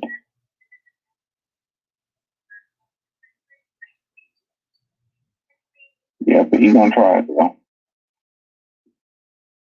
Not going to win. That's basically his last ditch effort. That should be his last term in office. He's gonna try to run again.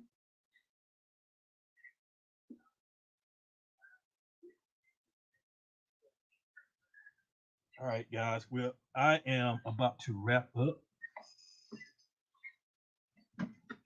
All right, sir. It's definitely been an interesting one. Like I said, you gave me some ideas of something to try. I'm gonna keep you posted on how that work out.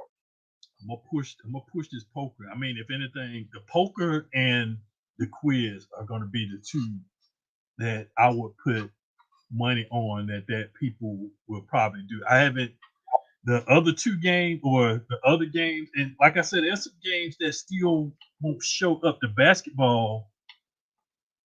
Let me go. I'm going out of the okay, I have to wait for y'all to get out. Okay. Now let me see if the other games show up. Nope, they're still not showing up. There's a basketball game, and then there's one more game. I haven't figured out what the Spyfall is. Because see, it says that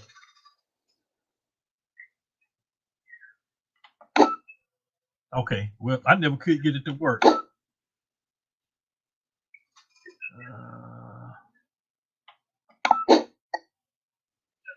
Okay, it says three or more.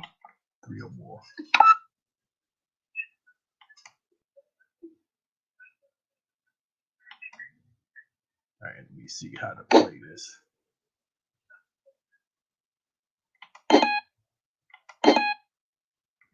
So I'm not thinking. I'm thinking the one that anybody would want to play the most, which is poker and quiz, are going to be the ones. Other games, man, probably not as much. Spyfall. Yeah, I'm just gonna look that one up. I'm gonna Google that one to see how it works outside of Facebook, because I'm sure the rest of these games, all the games you could probably play somewhere else. They just taking these games from a different domain and incorporate it into rooms. Right. And see, he didn't even when I played the video earlier with him talking, which yeah, that's what I need to do. But I'm not even gonna worry about it now. I was gonna try to find the clip where he mentioned, monetizing, but I think it should have been mentioned when I played the part about messenger rooms, but it wasn't there. I know he said it, but he mentioned it somewhere else. Oh, what y'all seeing is the camera that I was trying to hook up. The battery's not charged, so every time it turns on, it shuts off. It'll show the screen for a second. And I got to charge it up. And I don't know where cable is. I don't have a cable to charge it up. Oh, yeah, I do. Got this one.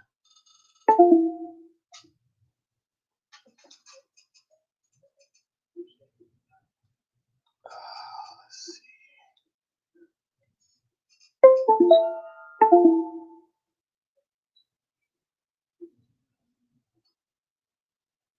All right, there we go.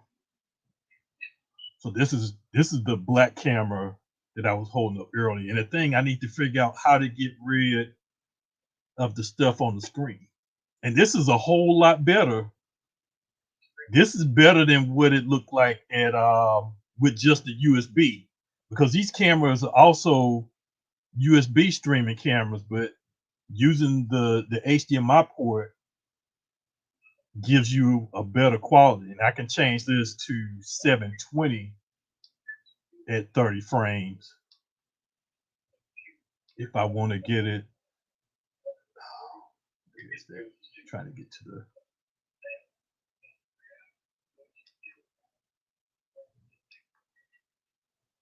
timestamp.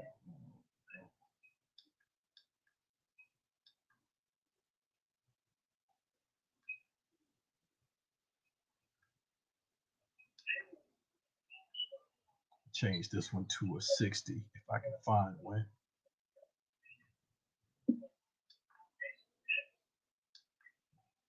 $50, $25, right there.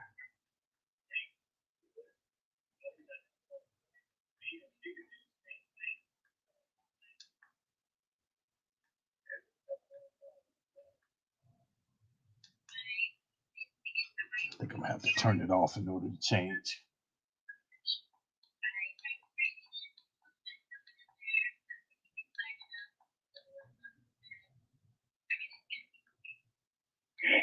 Yep, I'm gonna have to turn it off, turn it back on.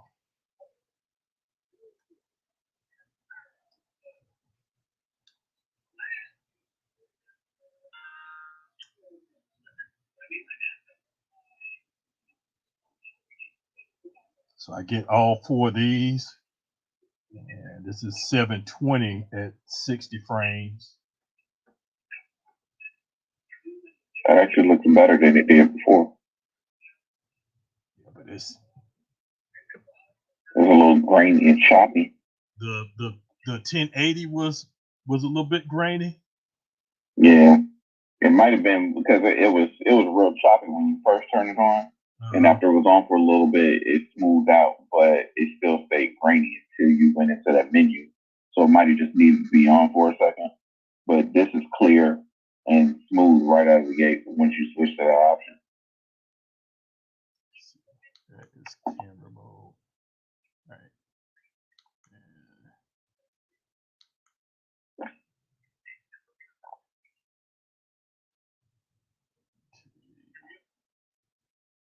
Yep, this is gonna work. And I was looking at getting, I don't know if you're familiar with the Black Magic products. Mm-hmm. I had wanted to get the ATM mini device to use. Oh, what that standalone thing? Yeah, where you, I mean, I probably would, no, I would just plug the HDMI from the cameras into it. It looks more like a switcher, more like this. This is an HDMI. Yeah, but ain't that the one that's standalone? You don't need a computer to stream anything. Stream straight out of that box. Yep, there's three different versions. I know there's one that does that. They have. There's three different versions. I was going to get the middle one. The middle one allows you to stream without a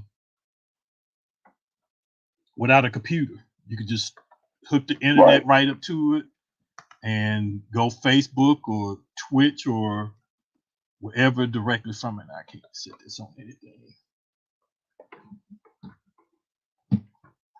So I'm gonna play with these tomorrow, get them all hooked up, and create different sources for each one, and put them on an auto switcher or something.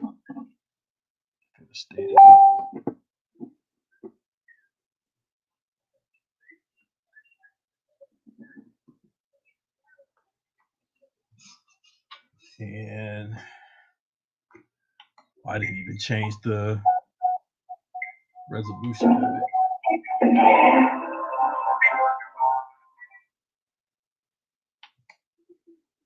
Let's see what I can change it to.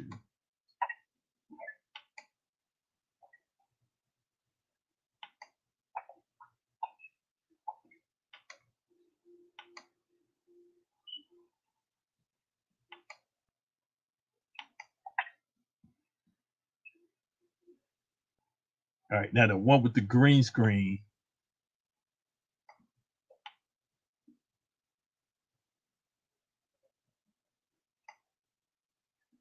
That looks funny.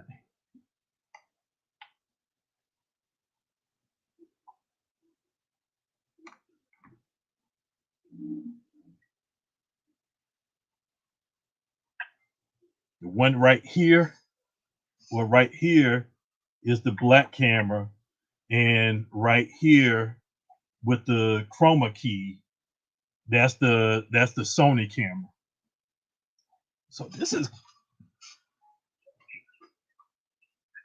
kind of crazy the way I did this. I just layered it over the top of each other where it looks like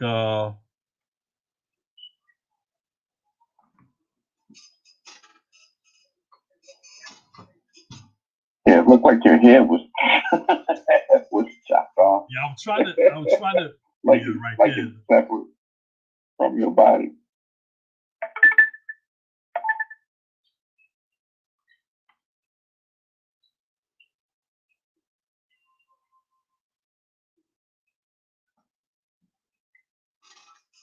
Okay, that looks a little bit better. The color, I need to do something with the color on the camera. Probably need to change the white balance because it's a little too bright. So this tells me a little bit more between the two cameras. You see how right here the yellow is more white compared to here it's more yellow. Mm-hmm. And the blacks is not dark enough either. So I'm gonna have to make some adjustments. I still got 3 more to play with, so I'll probably start doing some streaming now since I got something of a quality that works out for me. So what are you using right now? What, for cameras? Mm-hmm. I'm still using those wave cameras. Wise wave, however you're supposed to say it. And I have a C920, but it's not set up on my stream right now. I got 2 wave cameras for the front and the overhead.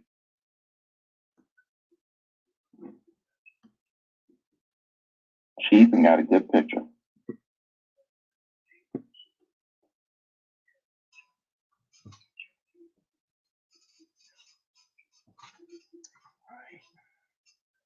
Well, thank you guys for tuning in.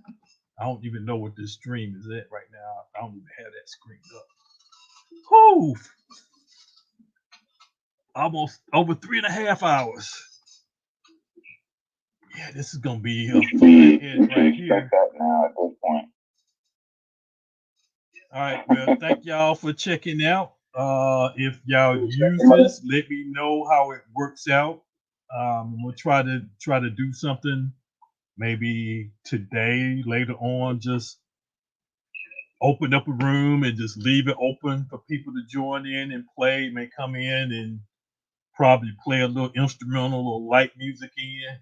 Basically, try to introduce it because it's probably gonna take people a minute to gravitate to it. Mm-hmm. Unless you're a celebrity, you got a large following or whatever. Stephen, you may be able to do it because I'm sure you got a couple thousand. What on Facebook? I don't even know. I barely even honestly use my my page on there. So, but my personal account, yeah, probably something like that. Be able to get a lot of people to get on. He says I don't stream that much music wise. It'll take me a while. A lot of people don't know that I've even thought about doing it. Been mentioning it, and I said this year I'm going to start doing a lot more. I got mostly the equipment that I want now. I got a set of 12 Rain 12s, and then I got my other turntables that are out and about. Got my 12s and 57 set up over there. Then over here, I got my 12s in, what is that? PMC 07. And then behind the screens on that side, up under that mess, I got a 56S. So got my 4 setups, and then I got the NS7 upstairs.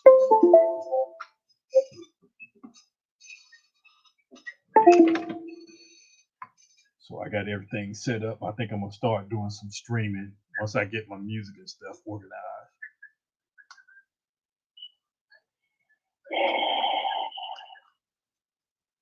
Eric's still here. He left. I'm here. Eric? Oh. Not Derek. Eric. Eric was here earlier. Okay, he's gone. All right. Well, I'm about to sign out. I will catch y'all later. Y'all have a good night. I will talk to y'all later. Thanks for joining in. Anybody that's checking out the Atlanta DJ Zone Tech Tuesday Live, whether you're catching this live or if you're watching the restream on YouTube, put in the comments. Let me know what you think of this method. And also make sure that you like, share, and subscribe this. Whether I have 1 or 100 people tune in, it keeps me going for more videos. I got more stuff coming up later on. You guys, I will be getting in contact with you for the, and I've mentioned this several times. This is the year I'm going to do it. I meant to do it this week, and I know the first person I want to start off with doing, I'm going to get with him and do it tomorrow or sometime this week. A segment that I want to do right before I start a topic. I want to call it, it's going to be called In the Zone. And what I'm going to do, I'm going to send you 5 questions. Based on your DJ life. It may be something like, how did you get your name? Or, when did you start DJing or something like that? Something that everybody will be asked. Everybody will have the same question, but different answers. And all you just do, you just send a selfie video, just like I got myself right now. You just answer the question, send it to me, and I'm gonna edit and I'm gonna play that at the beginning of this segment before I get into it.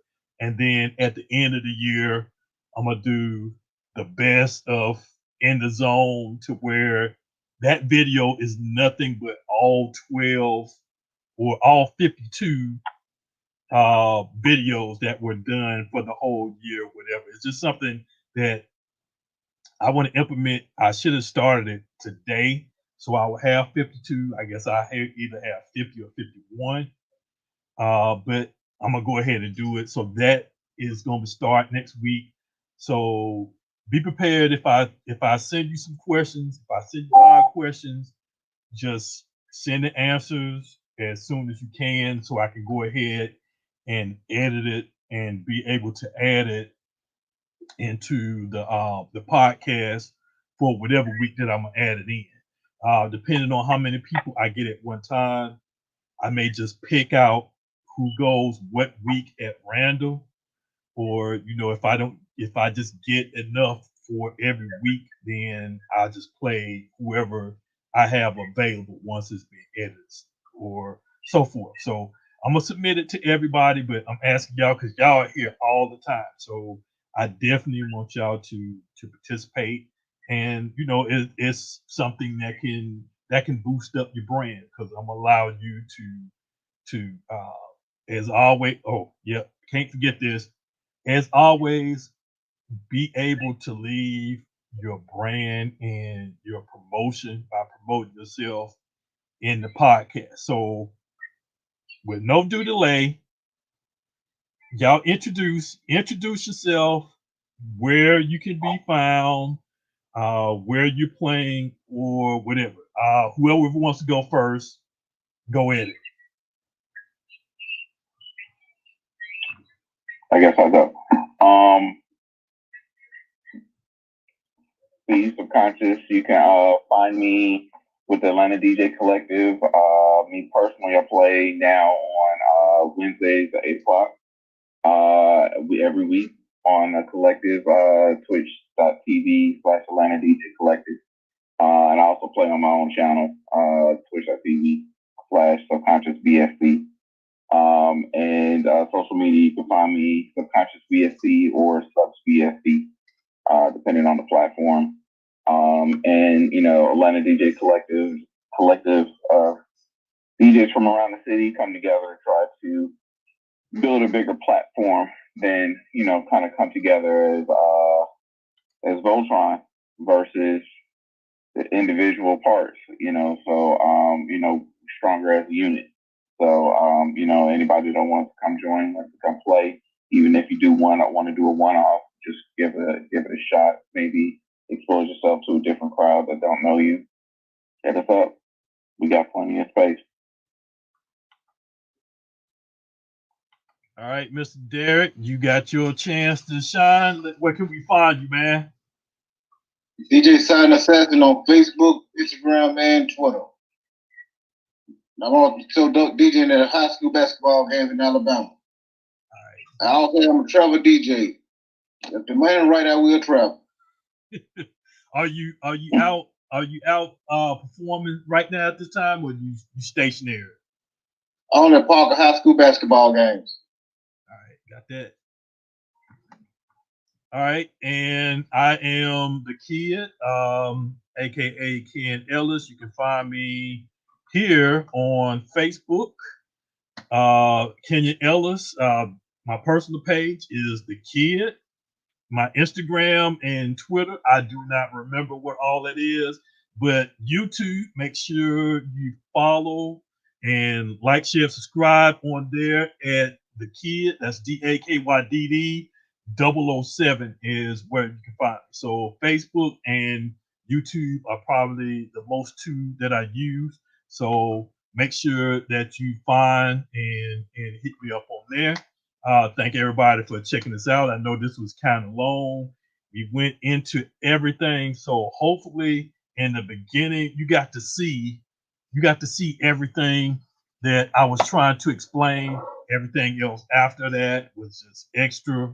So thank you for joining us, Atlanta DJ Zone Tech Tuesday Live with the Kid, Derek, and Steven.